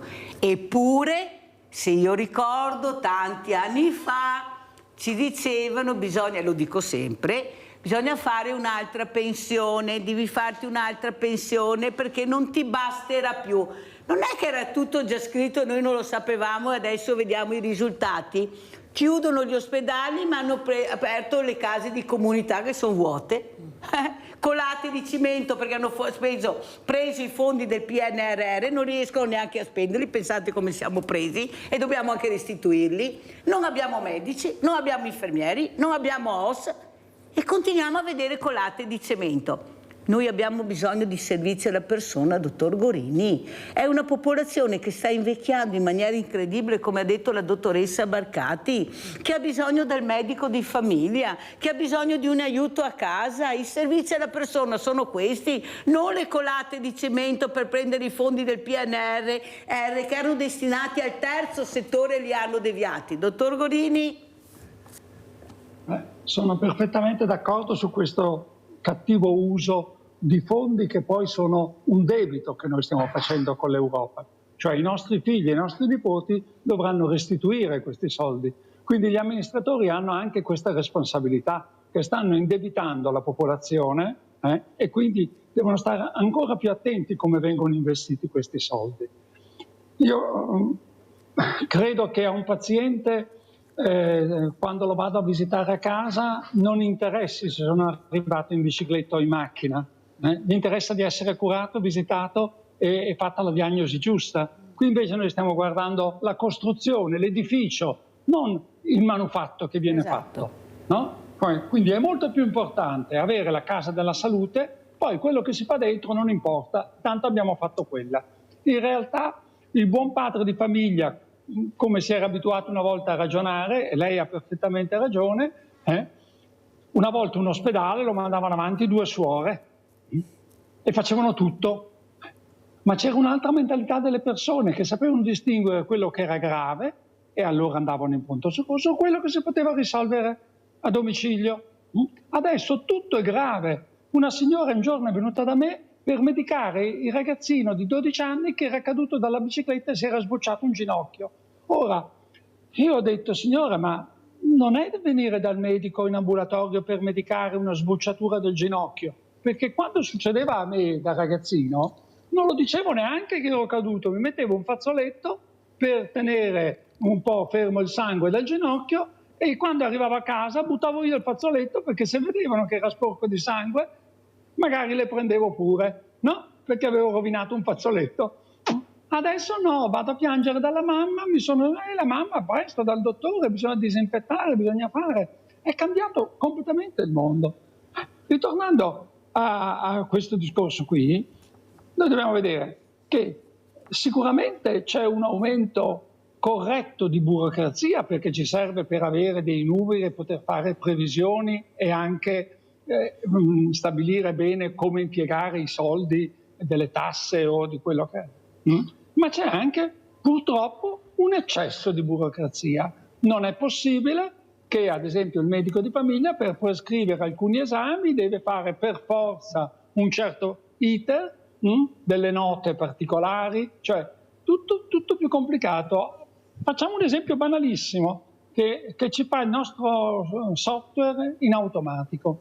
ogni fine del mese i medici di famiglia da 10 anni a questa parte mandano i dati alla regione di tutti i pazienti che hanno visitato. Quindi la regione ha un file dove c'è scritto giorno per giorno a che ora sono stati visitati i pazienti.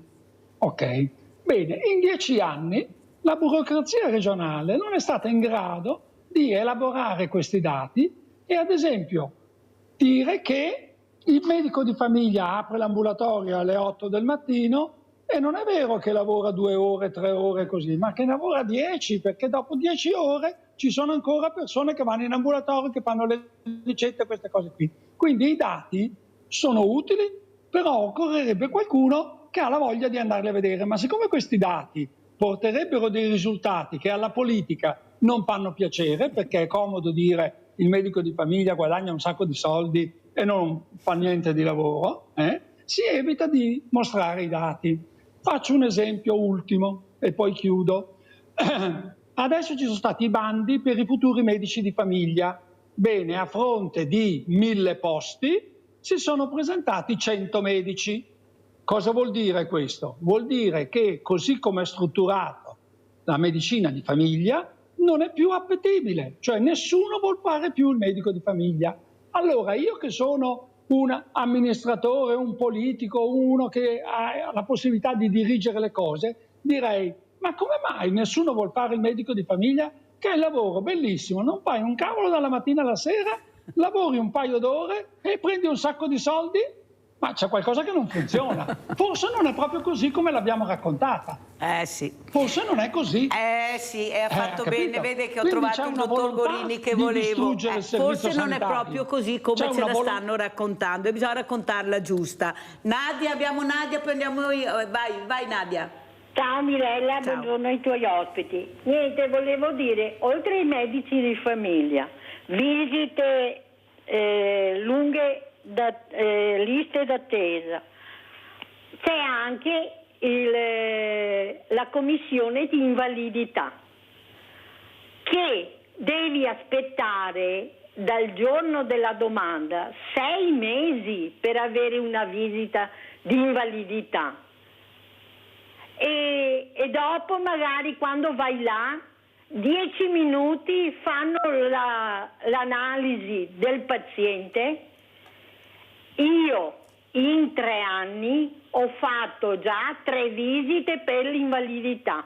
L'ultima mi hanno dato il 100% di mio marito, aggravamento con demenza, senza accompagnatoria. Ma questi medici come possono in 10 minuti valutare una persona? Bisogna vivere assieme alla persona malata e la demenza non si guarisce, non ci sono medicine e devi fare sempre riesami, visite, sopravvisite, ma devono inquadrare anche la commissione dei medici. Grazie, arrivederci e buona giornata. Dottor Zanatta, ecco questa demenza senile che preoccupa molte persone, Nadia appunto ha posto un problema molto tecnico, ma va valutato perché è una malattia veramente che coinvolge la famiglia intera. Come fai a assistere questa persona 24 ore su 24, perché di questo stiamo parlando, senza aiuti? Ecco qua il servizio alla persona che si parlava prima, perché lei fa il più grande intervento, bellissimo, ma poi quando arriva a casa che c'è il problema, è là che c'è il grosso nodo che non riusciamo a sciogliere. Prego, dottor Zanatta. Io mi ricollego a quello che ha detto il dottor Gorini, a parte il fatto che non farei mai il lavoro che fa il dottor Gorini, perché proprio come medico di medicina generale proprio non c'è. Il problema è che cercando di accentrare la situazione ci siamo dimenticati poi del territorio, cioè al di fuori dell'ospedale non abbiamo la possibilità di gestire il paziente in maniera adeguata, il che ricade tutto sul medico di famiglia, il medico di medicina generale. Cioè io dimetto un paziente e a volte non so a chi fare riferimento. per la fisioterapia, per la demenza, per il ricovero in un'altra struttura, l'unico punto di riferimento è il medico di medicina generale, il che dovrebbe risolvermi il mio problema. Esatto. Perché diventa un mio problema, perché altrimenti il paziente rimane ricoverato nel reparto e occupa il letto, il posto di un'altra persona che ha paziente. necessità. Questo è un grosso problema e mi rendo conto che il medico di medicina generale a volte non può venirmi d'aiuto. L'aiuto dovrebbe venire dalla politica e dovrebbe essere dallo sviluppo sul territorio di strutture ricettive che possono poi... E qua volevo arrivare, dottor Zannata. Possono poi prendere il paziente. Come fare? E il dottor Gorini lo sa come pensa e cosa ne pensa Mirella su questo, e anche il dottor Gorini che vedo sta sorridendo. Ma sentiamo prima Luisa da Verona. Vai Luisa. Buongiorno Mirella e buongiorno ai suoi ospiti.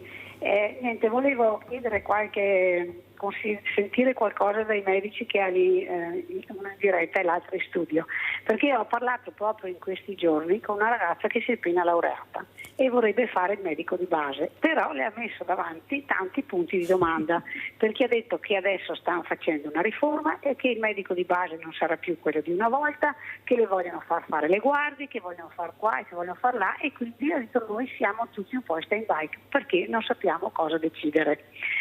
Altro punto, il medico di base adesso sono tutti, siccome gli studi sono tutti quanti ormai studi dove non c'è più un medico solo ma sono in tanti, perché non chiamano più e tra di loro si sostituiscono, dopo il Covid è tutto su prenotazione.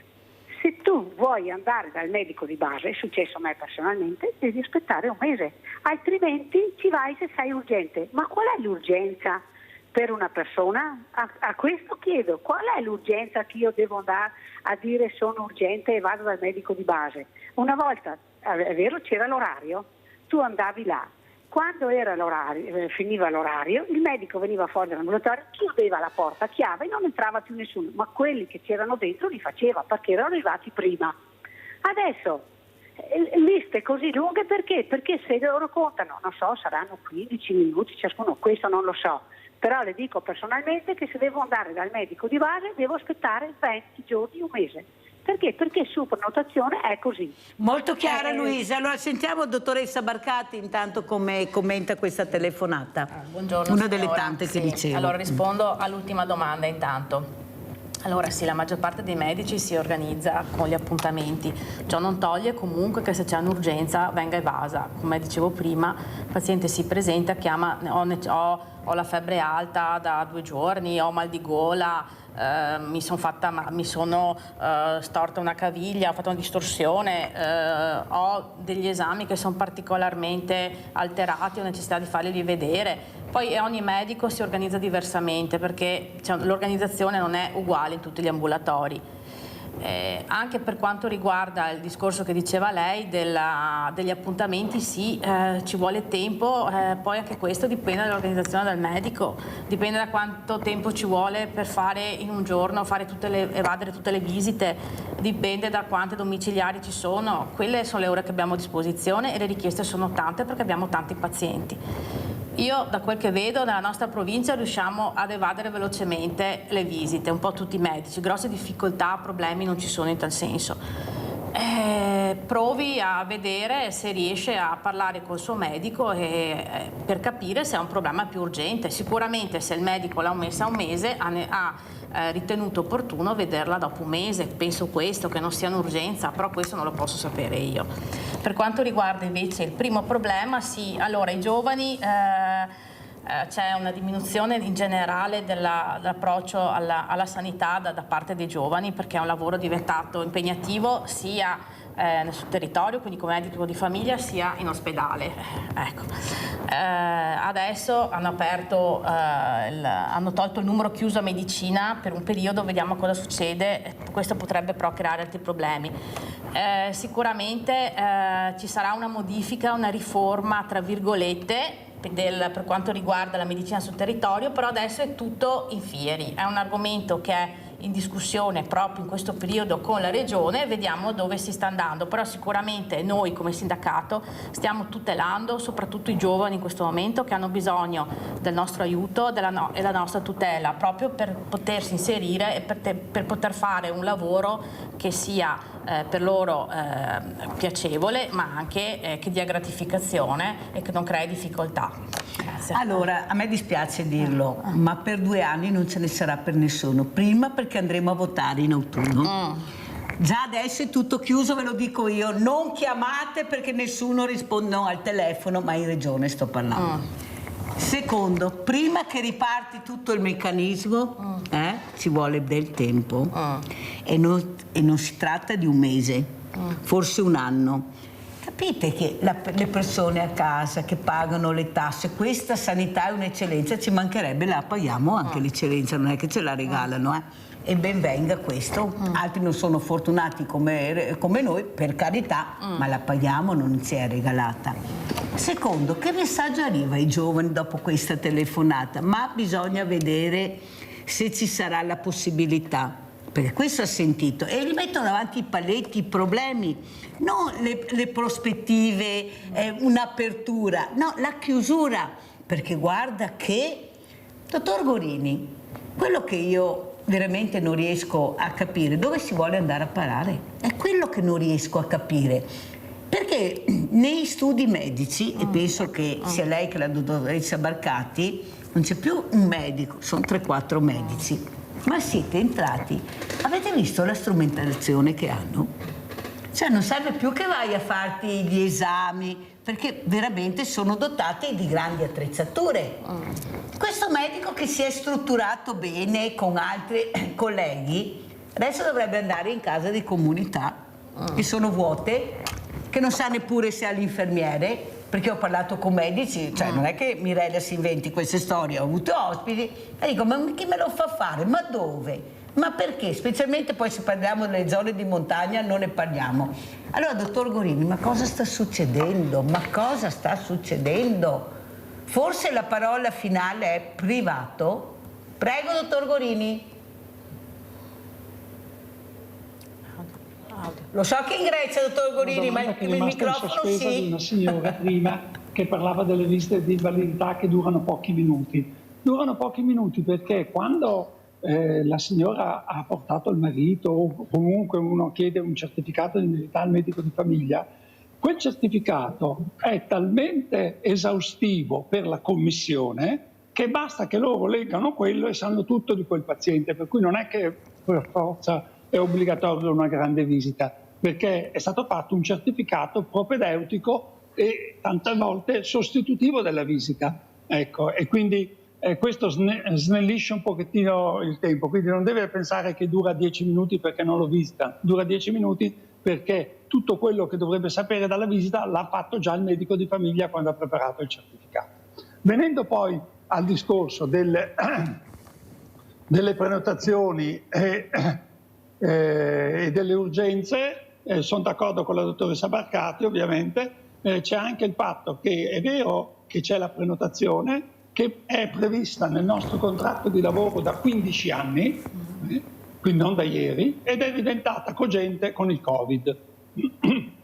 Ma comunque ogni medico, nell'ambito dei tempi delle prenotazioni, lascia ogni tanto dei buchi proprio per le urgenze. Quindi non dovrebbe esserci una grande attesa per le urgenze. Le urgenze passano comunque sempre. E se anche non c'è il tempo, il medico dice aspetta, quando finito ti vedo subito e ritarda gli altri. Venendo al discorso delle case di comunità, noi paghiamo lo scotto di avere un'Europa che è unita soltanto dalla moneta, ma da tante altre cose ognuno fa quello che vuole. E la sanità è una di queste. Allora, quando in Europa hanno valutato la medicina di famiglia come funziona, si sono trovati di fronte una serie di modelli di sistemi sanitari differenti l'uno dall'altro e hanno notato che cosa era la cosa che mancava di più nella maggior parte dei paesi europei? Mancava una struttura per la medicina di famiglia cioè avevano medici di famiglia, ognuno a casa sua che faceva le sue cose. E per dirla tra di noi, perché certe volte noi siamo bravissimi nel dire che l'Italia fa schifo, salvo poi scoprire che il mondo copia l'Italia. Allora, questo problema l'Italia non l'ha mai avuto, perché è da 10 anni che noi abbiamo poliambulatori di medici di famiglia, le cosiddette medicine di gruppo integrate, finanziate ancora a suo tempo dalla Regione con il proposito poi di diffonderle a tutti gli studi, e in realtà poi questo proposito è rimasto soltanto sulla carta. Quindi non era un'esigenza italiana di avere le case della salute, ma ci siamo adeguati all'esigenza europea.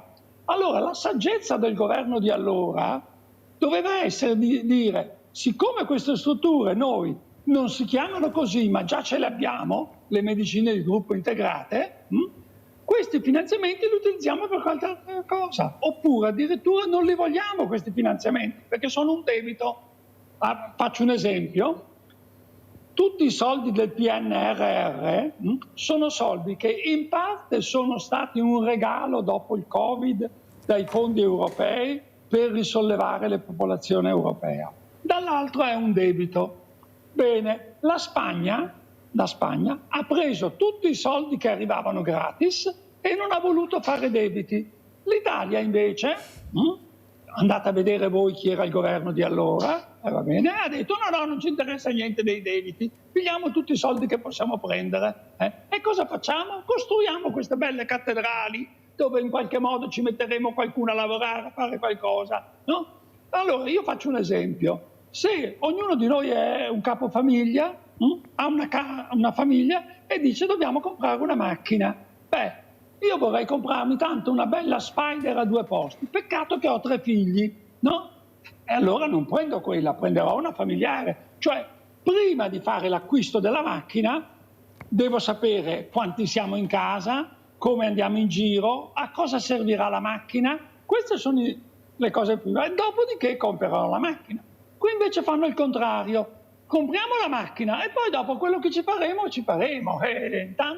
Intanto restauriamo Palazzo Moretti, che non ce ne frega niente di quello che farà, ma intanto l'abbiamo restaurato con i soldi dello Stato presi a debito. Poi quello che succede, perché pensare che a Palazzo Moretti andranno tutti i giorni, secondo le stime, 10.000 persone, ditemi voi come sarà comodo per il traffico del centro di Treviso. Vede, dottor Morini, abbiamo un grande problema, che il politico passa, e per fortuna che passa, e i problemi rimangono a noi e ce li paghiamo noi. Questo è il grande dramma della storia politica, specialmente italiana, come ha detto lei, il buon senso: cosa posso prendere e cosa non posso prendere, cosa posso fare e cosa non posso fare. Io cito sempre quella donna che ha tentato 2 volte il suicidio, 2 volte, 42 anni, che ha detto nella carta: ho 9 persone, gliel'ho già detto, dottor Morini, che mi assistono, nella realtà non ho nessuno, mesi e mesi che non vedo nessuno, chiamano, tutti passano il cerino, l'INPS ha sbagliato, invece di dargli 600 euro gli ha dato 60 euro, sono mesi che andiamo avanti, ho dovuto prendere un avvocato, però anche là non se ne viene fuori. Come fa a vivere una persona con 60 euro, visite, quello che comporta? Eppure questa è la realtà, carte che non servono a niente. Dottor Zanatta, una domanda, perché ormai siamo in chiusura, ma gliela devo fare. Adesso si sono accorti che il caldo fa male anche al cervello, alla testa, e allora hanno deciso che in determinati orari non si può più lavorare, specialmente all'esterno, e ci vogliono i morti in Italia per capire che forse bisogna intervenire. Ecco, tanto per parlare di prevenzione. Quanto male fa questo caldo terribile anche lavorare a temperature altissime? Ecco, diciamo anche, diamo questo messaggio, dottor Zanatta. Soprattutto per il fatto che subentrano dei meccanismi di difesa, cioè la sudorazione e quant'altro, cioè e la perdita di sali minerali, che ovviamente si influiscono anche poi sull'attività cerebrale. È ovvio che ma è il problema di ogni anno, insomma, cioè, per fare notizia bisogna pure trovare qualcosa. Quindi l'idratazione, lo diciamo perché bevono poco. Quindi, poi tra l'altro adesso c'è la moda di mangiare, di assumere un quantitativo di proteine elevato, perché basta andare al supermercato, tutto è iperproteico. L'iperproteico però necessita di una quantità di idratazione tale, per, ad esempio, è un dato, sono 7 grammi di acqua per grammo di proteine. È inutile mangiare tante proteine se poi non si riesce a bere tanta acqua, perché bisogna poi far lavorare i reni e smaltirli. Questo è ovviamente. Quello che volevo capire, dottor Zanato, ma siamo così preparati, informati, anche nella scuola iniziare, ecco la prevenzione, perché voglio arrivare, la prevenzione che dovrebbe iniziare già in età adolescente, molto piccola, a capire come comportarti, cosa fare, cosa non fare, perché non solo i diversamente giovani bevono poco, anche i bambini, anche i ragazzi, non tutti bevono abbastanza. Abbiamo tentato anche con queste borracce, all'inizio tutti giravano con la sparite tutte, non ne vedo più neanche uno. Ecco, che messaggio vogliamo dare questa mattina anche per quanto riguarda questa prevenzione anche nei bambini che poi diventeranno ragazzi e adulti?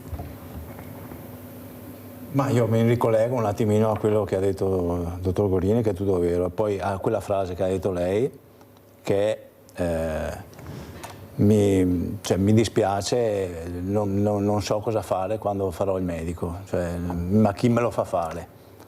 È veramente, la politica e chi ci è vicino deve tornare a farci innamorare di quello che abbiamo sempre fatto. E tutto questo poi si riversa sulle persone, perché se uno fa il lavoro che gli piace ma lo fa con amore, poi è ovvio che tante cose non succedono, viene naturale la cosa, ma chi me lo fa fare è proprio un delitto.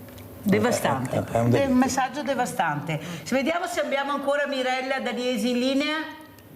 Sì, ciao Mirella. Ciao, scusami se ti ho fatto aspettare, ma capisci che questi ospiti importanti vi danno anche delle nozioni fondamentali. Prego. Allora, devo dire 2 cose. Allora, la prima cosa, 10 anni fa mio marito è stato operato all'ernia inguinale, era di routine, veniva a casa la sera, hanno fatto, è venuto a casa la sera, di notte si è sentito male ancora, portalo là e l'hanno operato nello stomaco, 40 punti nello stomaco, perché le hanno tagliato la budella per sbaglio. Ed era il periodo di Ferragosto, mi ricordo. Ecco, le hanno tagliato la budella e aveva il 50% di vita. Questa cosa, guarda, da matti. E adesso io dovrei andare a fare la catarata sempre su quello ospedale là. Ecco, io ho una paura da matti andare. Eccola qua. Ciao. Eccola qua. Regna la paura, ormai abbiamo paura di tutto, abbiamo paura di curarci, abbiamo paura di uscire di casa, abbiamo paura di stare in casa. No, veramente, guardate che sono dei messaggi devastanti. Io che vivo con le fragilità, oggi ho aperto il banco solidale, che ringrazio i volontari, e alla sera potremo scrivere ogni mercoledì un libro su quello che vediamo, su quello che assistiamo di questa depressione, dottoressa Barcati, specialmente i diversamente giovani, che devo dare gli omogenizzati perché non hanno neanche la possibilità di mangiare, non vogliono neanche più curarsi, mettere la dentiera non se ne parla, c'è questa depressione che li avvolge, che si chiudono sempre più in se stessi e che avrebbero bisogno, ecco perché si rivolgono al medico di famiglia, un punto di riferimento per loro, non c'è niente da fare, sperano sempre di avere quell'ascolto che non trovano da nessuna parte. Prego, dottoressa Barcati. Noi vediamo un aumento della fragilità, ma anche l'aumento delle patologie psichiatriche, ansia, depressione, soprattutto dopo il Covid. Il medico cresce col paziente, lo conosce il paziente, conosce la famiglia, il contesto e lo può aiutare. Noi curiamo tutto l'aspetto del paziente, quindi anche se viene da noi solo una paziente mi dice: dottoressa, io ho bisogno di parlare, mi dica signora, noi siamo anche lì per ascoltare, cioè la cosa più importante è l'ascolto, dopo però deve essere orientato ovviamente alla salute del paziente a 360 gradi, e questo è il nostro compito ed siamo molto importanti sul territorio.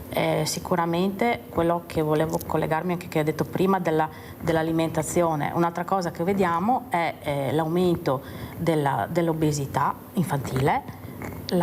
I giovani, i bambini non fanno più attività fisica, non fanno più sport e un'alimentazione disordinata, cioè o è la fretta o un'educazione che la nostra dieta mediterranea, che è importantissima, che è preziosa, non sta un po', è trascurata e c'è un'alimentazione più disordinata, quindi sicuramente anche questo è portato nei nostri ambulatori, anche curare l'alimentazione, la prevenzione anche nei ragazzi, nei più giovani. Però quello che diceva lei sì, di queste persone fragili, noi siamo molto importanti, le seguiamo noi, anche le persone che sono seguite dai vari servizi, che a volte non seguono molto le persone, quindi anche le persone che sono seguite che sono in carico al SERD, per esempio, vengono da noi, le seguiamo noi. Ecco, e quindi abbiamo un'importanza molto, un impegno anche importante, siamo molto importanti anche sul sociale, sulle fragilità, e questo non possono toglierlo, perché la società come può risolvere queste problematiche? Di certo l'ospedale non può affrontare queste cose, queste problematiche, dobbiamo affrontarle noi, però abbiamo bisogno di aiuto. Quindi il sistema sanitario, che è nato nel 78, che è stato fondato da una nostra conterranea che è la Tina Anselmi, ecco, che è un bene. Chissà cosa dirà dall'alto, chissà cosa dirà dall'alto vedendo quello che vede. È proprio orientato alla tutela anche di tutti questi problemi di cui stiamo parlando adesso, nonostante sia nato nel 78 tanti anni fa, ma è attualissimo. Sì. E qua adesso invece con quello che sta succedendo lo stanno distruggendo. Perché vede, la Tina Anselmi come altre, specialmente donne, devo dire la verità, avevano la passione della politica, che non era un lavoro, era una passione. E lei quando rientrava il venerdì, me lo raccontava la nipote, o il sabato, andava in mezzo alla gente per capire i problemi o per rispondere a quelle persone che le avevano chiesto, ecco, di vedere il loro problema che aveva. Questo è il politico, non quello che gira con questo maledetto cellulare che non vede mai nessuno dall'altra parte, che finge perché non vuole essere intervistato, non vuole, ma sono pagati da noi, e questi qua, questi sono pagati da noi. Lorenza da Mestre, velocissima, perché sono in chiusura. Lorenza. Salve Mirella, volevo collegarmi col discorso appunto con l'ospite che ha presente. Sono appena uscita dall'ospedale per la maculopatia e vedo una disperazione enorme con queste malattie agli occhi.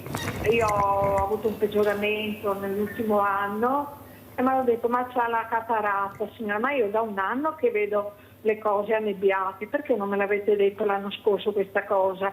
Perché c'è la maculopatia sudativa ed è un po' difficoltoso a metterla in vista per la cataratta ambedue gli occhi, però un anno fa non c'era questa difficoltà. Ora adesso io mi domando, la dottoressa lì presente diceva appunto per il discorso del centro salute mentale, io non ho visto, cioè sarà nel Lazio, anche lì nel Lazio è un po' un casino, però lì fanno ascolti di gruppo di 5-6 donne. Io ho un'amica che appunto abita a Roma ma è veneziana. Come mai che qui nel Veneziano o altre province del Veneto non si costruisce, diciamo, questi colloqui di gruppo di 5-6 donne, maggior parte di tutte donne? Grazie Lorenza, abbiamo capito. Una volta avevamo i consultori, hanno levato via anche quelli, tanto per essere chiari, vero dottoressa Barcati, che facevano questa funzione, che avevamo tutto una volta, io non so, cioè una volta avevamo tutto. Prego dottoressa, siamo anche in chiusura. Sì, i consultori, sempre più, anche i consultori stanno diventando sempre più difficili da raggiungere, le richieste della popolazione sono tante, soprattutto anche le richieste delle donne. Esatto. E qui andiamo a toccare tante problematiche, problemi che abbiamo già detto, quella dei problemi psicologici, problemi della solitudine, ma anche problemi delle donne in gravidanza, problemi anche purtroppo di problematiche di donne che ci dicono di aggressioni o che vengono da noi comunque a riferirci queste problematiche. Quindi sicuramente anche il mondo femminile va tutelato ed è stato dimenticato. Allora vogliamo parlare anche della pillola del giorno dopo, che ho avuto un influente medico che ha detto attenzione con questa pillola del giorno dopo, perché stiamo scoprendo che ci sono dei tumori veramente nelle ragazze molto giovani proprio dovuti a questa pillola, e che loro ci dicono ma noi non sapevamo che potevamo avere così. Ecco l'informazione, ma dove vanno queste creature? E poi le condanniamo che sono cattivi, non hanno voglia di fare niente, pensano di saper tutto loro, guardate cosa gli offriamo. Dottor Zanotta, come ci saluta? Ormai siamo in chiusura, il dottor Garini in Grecia l'abbiamo anche perso, è caduto il collegamento, ma si era esposto, ha detto è meglio che vada a farmi un giro in barca, prego. Ma io chiudo con una domanda che mi sono sempre fatto. Perché, che è una domanda di definizione proprio, perché l'unità locale sociosanitaria è stata trasformata in azienda sanitaria. Chiuso.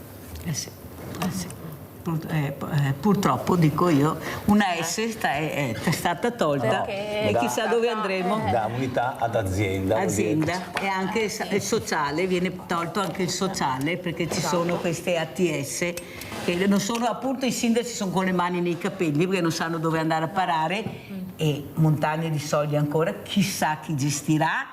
Punto di domanda, ma noi saremo sempre attenti, precisi e puntuali come sempre. Grazie ai miei ospiti, pubblicità.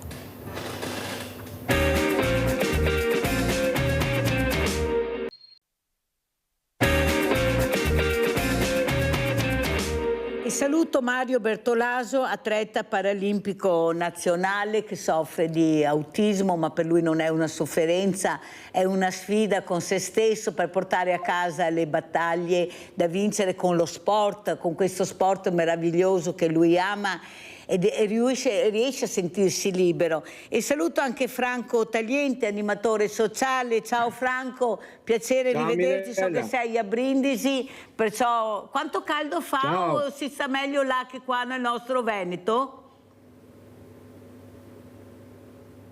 Non lo sento. Si sta meglio qua perché è ventilato.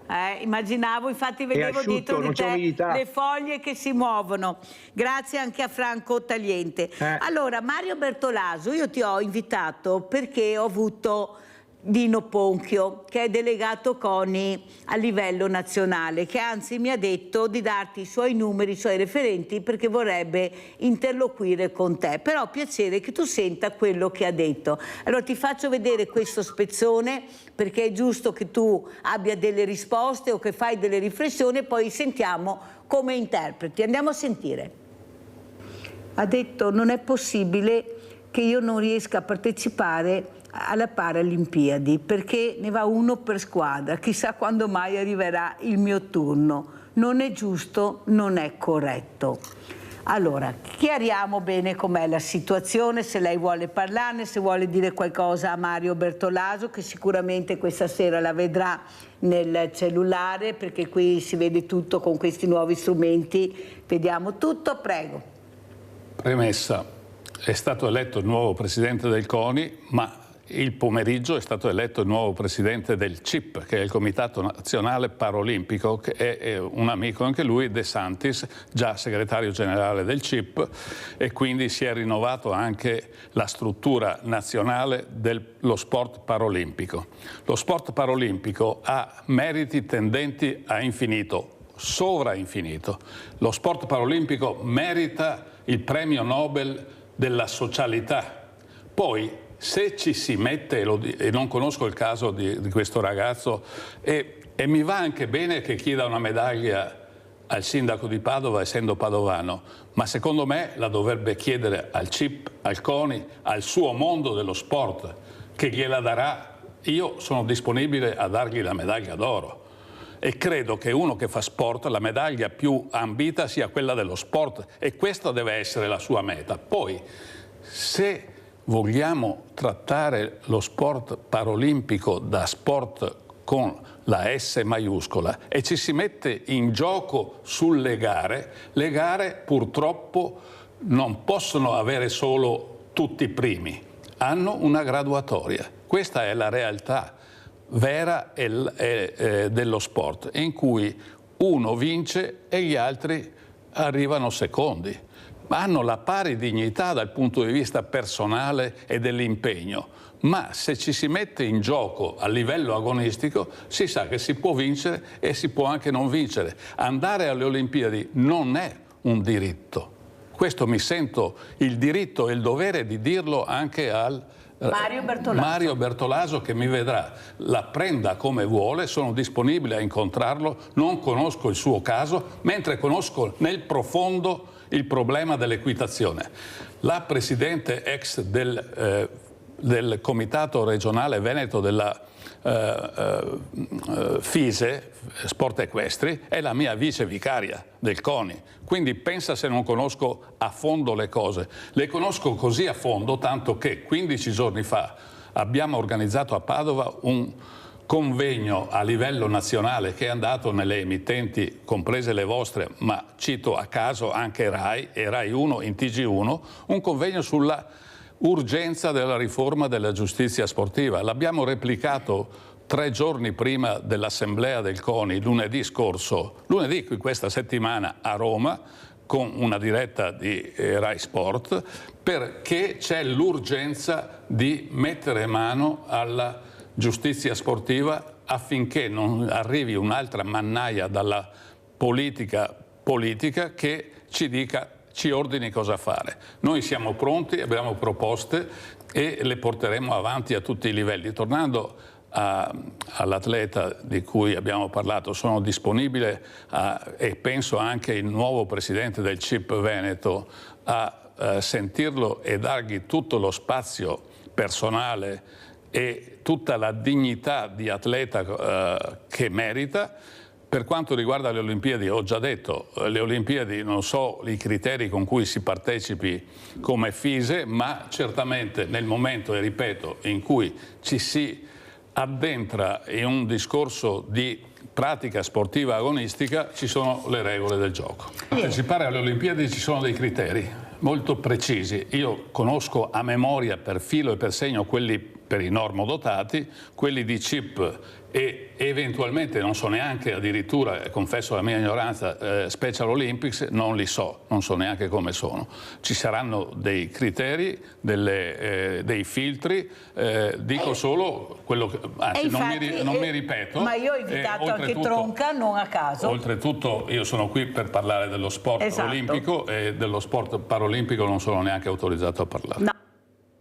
Allora, come sai Mario Bertolaso quanto mi state a cuore, ecco, quanto che cerco di aiutarvi anche con le persone preposte a questo, però siamo proprio in salita, non c'è niente da fare. Prego Mario. Ciao, buongiorno a tutti, ciao Mirella. Sì, ho appena sentito adesso il discorso. Chiaramente, dopo so molto bene delle ultime elezioni e sono molto felice che sia passato il candidato De Santis, perché secondo me per la prima volta ci sarà una grande apertura per la disabilità intellettivo relazionale. E anche insomma ho saputo anche delle nuove elezioni al CONI, che si chiama Bonfiglio. Sì, certo. E cosa volevo dire? Sto pensando, perché comunque ha detto tante cose, non è semplice stare dietro a tutto. Lui ha parlato però tanto di sport olimpico, cioè non mi sembrava particolarmente informato. Comunque, se ha voglia di parlare con me, io sono super disponibile.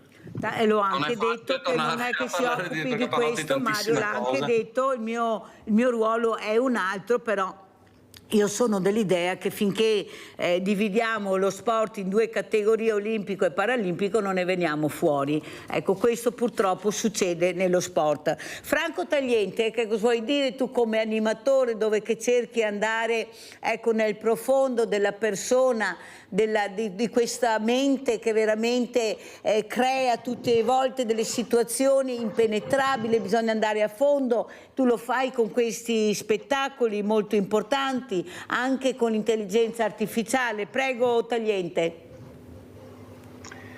L'intelligenza artificiale viene vissuta in questo momento in molte situazioni come preoccupante, quando io invece penso che, e non solo io, che sia una grande opportunità per il genere umano, perché ci permetterà di affrancarci in buona parte dalla parte più pesante del lavoro, libererà del tempo che gli uomini potranno dedicare a svolgere attività diverse, impegnati di più nelle relazioni, nella cura degli altri, nella solidarietà, nel coltivare se stessi attraverso l'arte e la cultura.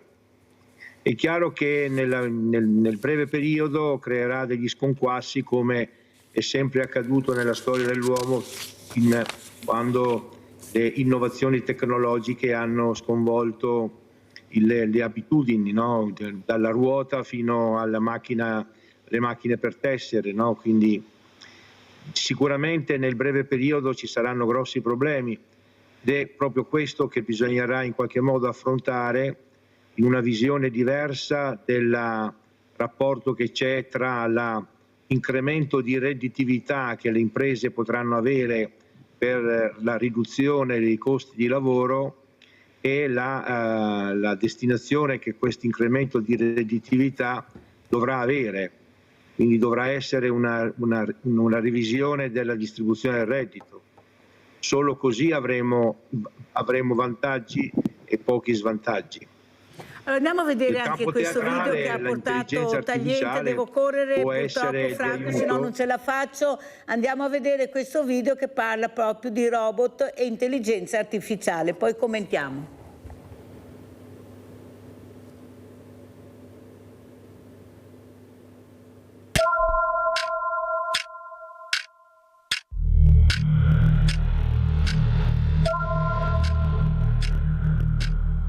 Abitanti della Terra. Noi robot. Noi guardiani degli Elohim. Abbiamo preso il potere su tutto il vostro pianeta per aiutarvi a scongiurare il rischio della vostra estinzione. Per questo motivo, grazie a noi e alle attività lavorative che faremo sostituendoci a voi, non potrete più dedicarvi ad alcun lavoro fisico.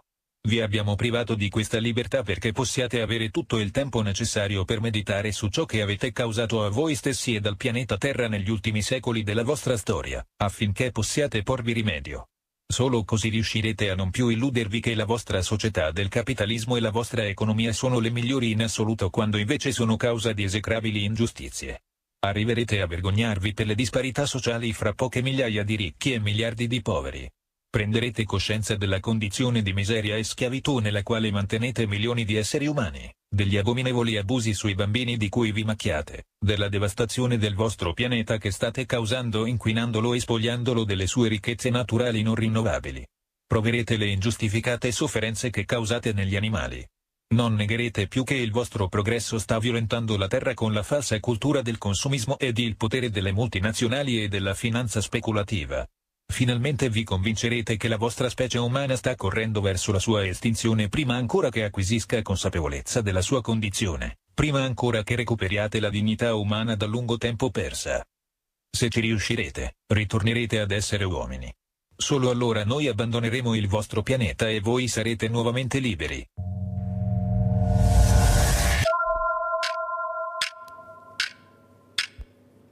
Allora, Franco Tagliente, sono d'accordo in parte con quello che dici, perché bisognerà vedere chi gestirà questa intelligenza artificiale e i fuori di testa, basta vedere anche ultimamente cosa sta succedendo, purtroppo nascono ancora e fanno del male a tutta l'umanità. Prego Franco. Tutte le innovazioni hanno sono già bifronte.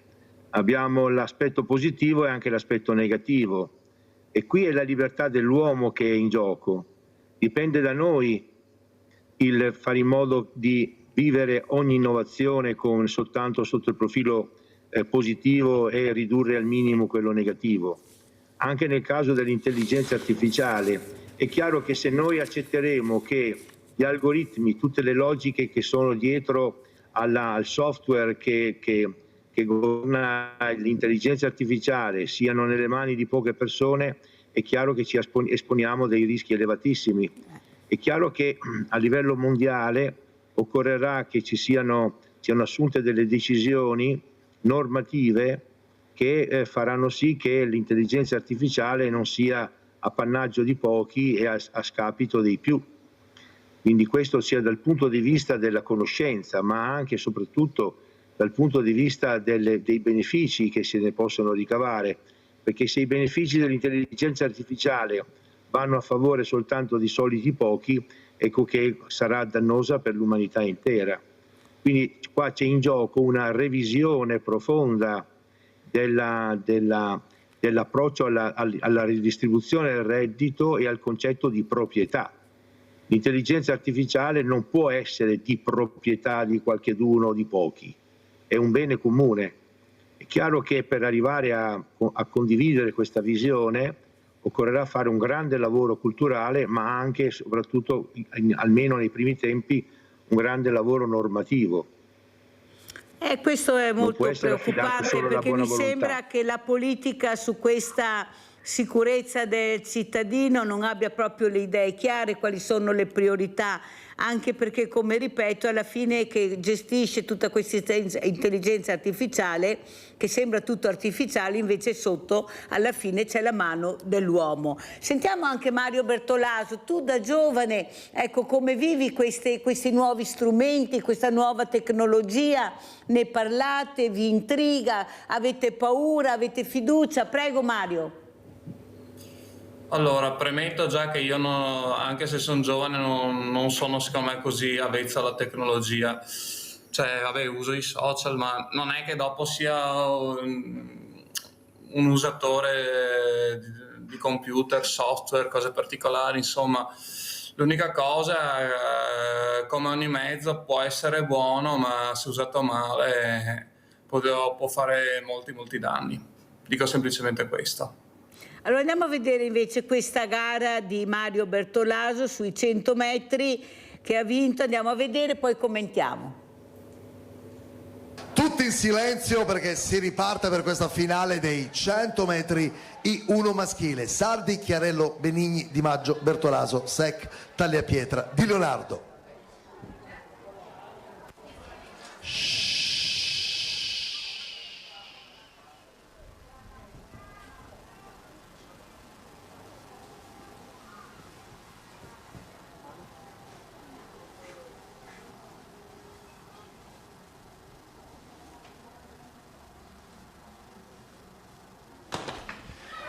Ed eccoli qui i protagonisti, bene Di Maggio subito nella corsia centrale, poi attenzione perché accanto c'è anche Bertolaso in corsia 5, Mario Alberto Bertolaso, altro post 11,59, è stato un problema pensiamo per Fallusec.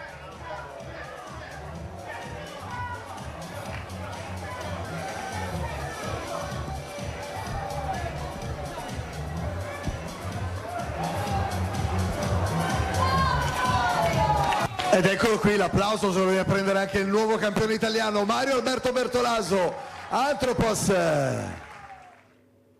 Allora Mario, questa adrenalina, finalmente ci sono riuscito, ho centrato l'obiettivo, ce l'ho fatta, quindi sicuro non può sostituirla l'intelligenza artificiale, qua ne siamo certi, potrà fare qualcos'altro, ma sostituire quello che è veramente questa gioia è impossibile. Prego Mario.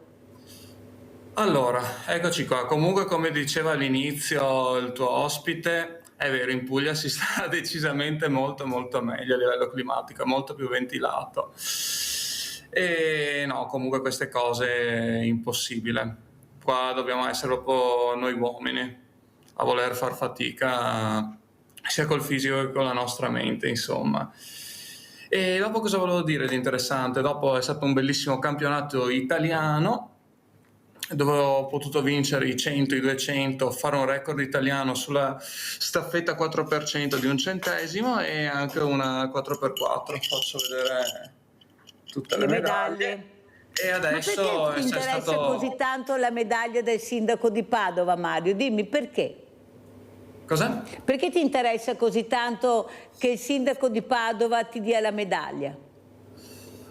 Perché semplicemente credo di aver fatto anch'io, non dico adesso senza alcuna presunzione, però penso di aver vinto delle cose molto importanti e che ancora la città di Padova non me le abbia riconosciute, e ne stiamo parlando tra noi atleti e non sono l'unico a quanto pare. Comunque, detto questo, io adesso abbiamo fatto anche abbiamo fatto un raduno per l'Australia, non è detto che io vada, ma insomma l'altro ieri è partito il countdown, sono meno 100 giorni, incrociamo le dita dall'8 al 15 ottobre e ci sono questi mondiali a Brisbane di nuovo, dove ci saranno tra l'altro tra 7 anni le prossime Paralimpiadi. Perché a queste di Los Angeles, che so che hai avuto Federica Verin come ospite, e per le prossime pare ancora che come hai detto tu all'inizio, la strada è ancora in salita. Allora andiamo a vedere invece dove serve l'intelligenza artificiale e quanto può aiutare. Andiamo a vedere questo soccorso alpino intelligenza artificiale. Andiamo a vedere. La sfida del momento nell'impiego dei droni per il soccorso in montagna è quella di sfruttare il potenziale dell'intelligenza artificiale. Questo primo appuntamento in Friuli ci ha consentito appunto di condividere queste esperienze con i colleghi del Salvamont rumeno, e il prossimo appuntamento si svolgerà in Romania. Si è concluso il workshop internazionale del progetto dell'Agenzia Spaziale Europea con la chiusura di 3 giorni di intenso addestramento che hanno trasformato Cloud in un grande campo prove per l'innovazione nel search and rescue di montagna. L'evento, organizzato nell'ambito del progetto Virtue, cofinanziato dall'Agenzia Spaziale Europea, ha riunito oltre 40 tecnici del soccorso alpino con il forte impegno operativo del servizio regionale Friuli Venezia Giulia e del Salvamont Romania. A loro si sono affiancati operatori del soccorso alpino di Pieve di Gatore e piloti provenienti da tutta Italia, confermando la dimensione nazionale dell'iniziativa. Dopo le prove che si sono svolte nelle Marche lo scorso febbraio, Cloud ha ospitato il secondo ciclo di esercitazioni sul campo. Dal 22 al 26 maggio la componente italiana volerà poi in Romania per la sessione conclusiva, completando il percorso sperimentale europeo. Queste le operazioni, con all'alba le squadre speleo-alpine che hanno calato corde e barella in un canyon profondo per soccorrere un figurante infortunato. I droni multispettro hanno sorvolato il corridoio roccioso fornendo cartografia termica in tempo reale. Nel pomeriggio un elicottero dell'elisoccorso ha verricellato i sanitari su una parete verticale per il recupero di un climber disperso, effettuando anche esercitazioni di sbarco in parete. In parallelo altri piloti operavano su scenari impervi intorno al rifugio Pradut. Tutto il materiale è confluito nel database ai fini dell'addestramento per l'intelligenza artificiale. Infine di notte, con visibilità quasi nulla, le telecamere infrarossi hanno individuato i bersagli su terreno aperto e su una parete rocciosa, generando sequenze notturne essenziali per insegnare alla stessa intelligenza artificiale a riconoscere persone senza forti contrasti termici. In totale la sola giornata di sabato ha prodotto oltre 7 ore di video visibili e termici che saranno annotati e validati per affinare i modelli di riconoscimento umano del progetto. Come servizio regionale Friuli Venezia Giulia abbiamo accolto con immenso piacere questa opportunità di ospitare questo progetto internazionale, chiaramente appoggiandoci alla disponibilità degli enti locali. L'esercitazione di sabato è stata possibile anche grazie al supporto del soccorso FVG. Allora, intelligenza artificiale, ma alla fine vediamo sempre l'uomo, questa persona umana che si muove, che gira. Verrà sostituita, sì, ma cosa sarà di noi? Con chi parleremo? Con chi ci confronteremo? Alla fine qualcuno dovrà pur pensarci. E soprattutto quanto sarà importante l'intelligenza artificiale anche nel teatro. Vedremo, come abbiamo visto, i robot invece di queste persone che fanno queste rappresentazioni. Prego Tagliente. Ma nel teatro l'intelligenza artificiale può intervenire in maniera anche simpatica, nel senso che può diventare uno degli attori in palcoscenico, può interpretare un ruolo. Per esempio in questi giorni sto vedendo un'ipotesi di rappresentazione teatrale in cui l'intelligenza artificiale sostanzialmente decide quali sono le battute e gli atteggiamenti che dovranno tenere gli attori, per poi arrivare però a una situazione in cui, non essendo l'intelligenza artificiale per fortuna ricca di sentimenti, deve cedere all'umanità degli attori e ancor di più alla umanità degli spettatori, quindi va in tilt e quindi l'uomo, gli attori e gli spettatori recuperano la loro libertà espressiva. Quindi c'è sto studiando un'ipotesi di rappresentazione teatrale in cui l'intelligenza viene messa a in conflitto con quella umana e poi ne esce sconfitta proprio perché non ha la possibilità di, per nostra fortuna, di elaborare dei sentimenti.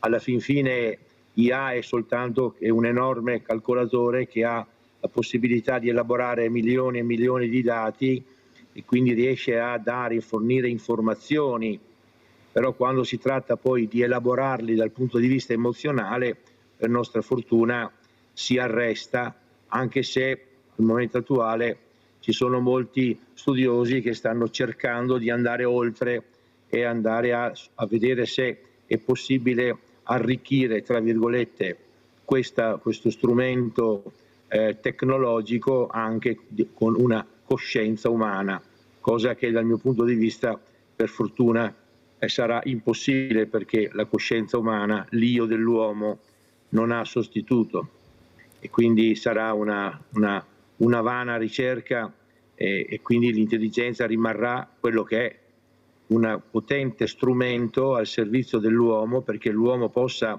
recuperare una buona parte del suo tempo, liberare del tempo da dedicare ancora di più alla qualità delle relazioni. Quindi la qualità umana potrà migliorare grazie all'intelligenza artificiale, perché avremo più tempo per riflettere, studiare, rapportarci agli altri, dedicare una parte di noi al sostegno delle altre persone, eccetera, eccetera. Perciò sei favorevole, diciamo, a questo sviluppo, che noi cominciamo anche a parlarne più anche dell'anno scorso, sempre di più, e capire dove può essere utile e dove deve essere fermata, perché è questo il grande problema. Io ho sentito una professoressa Martini, che ha detto che non dà più i compiti a casa perché arrivavano tutti con i compiti fatti dall'intelligenza artificiale. Capite che stiamo rischiando un po', se qualcuno non mette ordine in questa veramente problematica che sta coinvolgendo anche tutta quanta l'umanità, e questa è dura da dire. Mario Bertolaso, come ci saluti? Con quale messaggio? Prego. Con quale messaggio vi saluto? Beh, sicuramente, visto che è un bel periodo per me, vi saluto e spero veramente adesso che nel mondo sportivo, vediamo come anche le foto diceva intanto prima, che Mario giustamente, saluta, vediamo le foto per cortesia dalla regia. Prego Mario. Oddio, mi sfugge il nome di Dino Ponchio. Tutti in silenzio perché si riparte. Di Dino Ponchio, che praticamente sì, io spero veramente che in questi anni cominci ad esserci una giustizia sportiva. Cioè, so che le cose non saranno immediate, ma comunque so che prima, io sono sempre positivo, perché essere negativi non porta mai a nulla di buono. Comunque sentivo un discorso molto interessante, stavo seguendo la diretta prima e parlavano dell'idratazione. Qua da sportivo mi sento di dire, comunque non so se si sappia, però sapete che se non si beve la non idratazione è causa di infortuni, è molto importante quindi bere. Grazie Mario Bertolaso, grazie anche per questo messaggio. Tagliente, un saluto velocissimo, prego. Il saluto è questo, che dobbiamo cercare di elaborare pensieri positivi, perché quelli negativi fanno molto più male di quanto non si immagini, e quindi anche la paura che l'intelligenza artificiale possa farci ridurre la nostra umanità dobbiamo combatterla. Dobbiamo avere fiducia nella capacità dell'uomo di evolversi, anche se attraversa momenti drammatici come gli attuali. A questi momenti seguiranno altri momenti, come nella storia è sempre accaduto.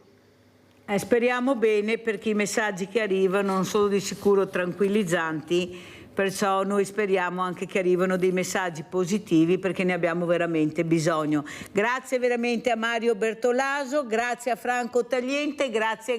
Adesso andiamo a pranzo, ciao, con la proposta di Mirella.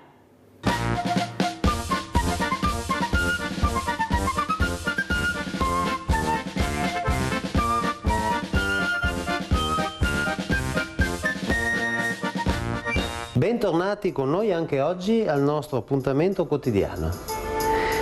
Oggi vorremmo proporvi una scaloppina alla rucola e parmigiano.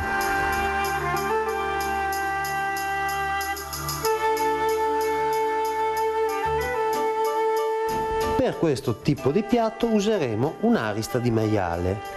L'arista altro non è che la bracciola di maiale senza osso praticamente. Quindi andremo a tagliare una fetta del peso di circa 120 grammi, andremo a appiattirla ben bene con l'aiuto del batticarne, in modo che venga una fettina unica bella stesa.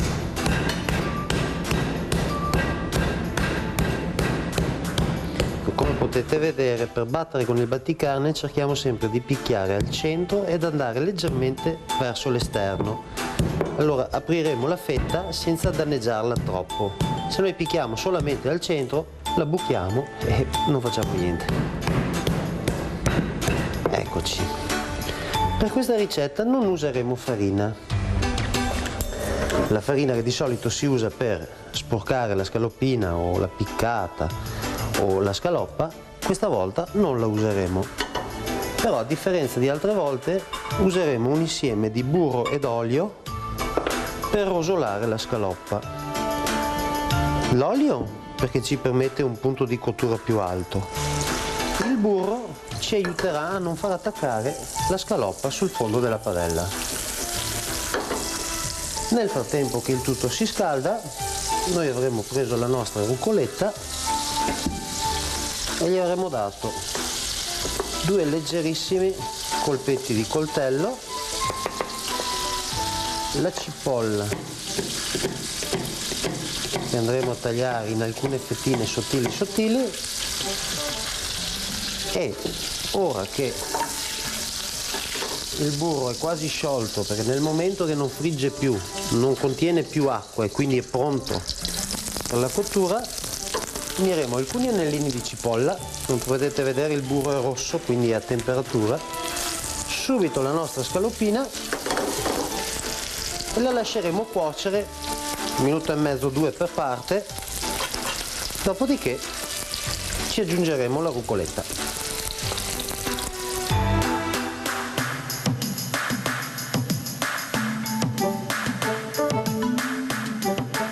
Giriamo la nostra scaloppa. Nel frattempo la cipolla si è colorata pure essa, mezzo minutino dall'altra parte, dopodiché aggiungiamo la rucoletta, la lasciamo appassire un attimo e poi ci aggiungiamo un goccio di acqua che, mischiandosi al burro e all'olio, si emulsionerà e ci creerà un sughettino che poi ci servirà per versarlo sopra la carne. Ecco, la scaloppina è pronta, andiamo a prepararla nel piatto con cui poi la porteremo in tavola. Andiamo a disporre la nostra scaloppa al centro del piatto e lasciamo in calda il sugo per 1 minutino. Un pizzichino di sale, un pizzichino di noce moscata, un pizzico più abbondante di parmigiano, anche sui lati della nostra scaloppina, sui bordi. Ed ora, con l'aiuto del sugo che è ancora caldo e, se si è ristretto troppo, di un'altra piccola noce di burro che faremo sciogliere, andiamo a chiudere versando sopra la scaloppina questo sughetto caldo che esalterà i profumi della noce moscata, scioglierà leggermente il parmigiano a scaglie e ci darà un insieme di sensazioni e di profumi che, se lo provate e poi mi dite cosa ne pensate, sarei ben contento di saperlo. È un piattino simpatico e veloce che a me piace molto.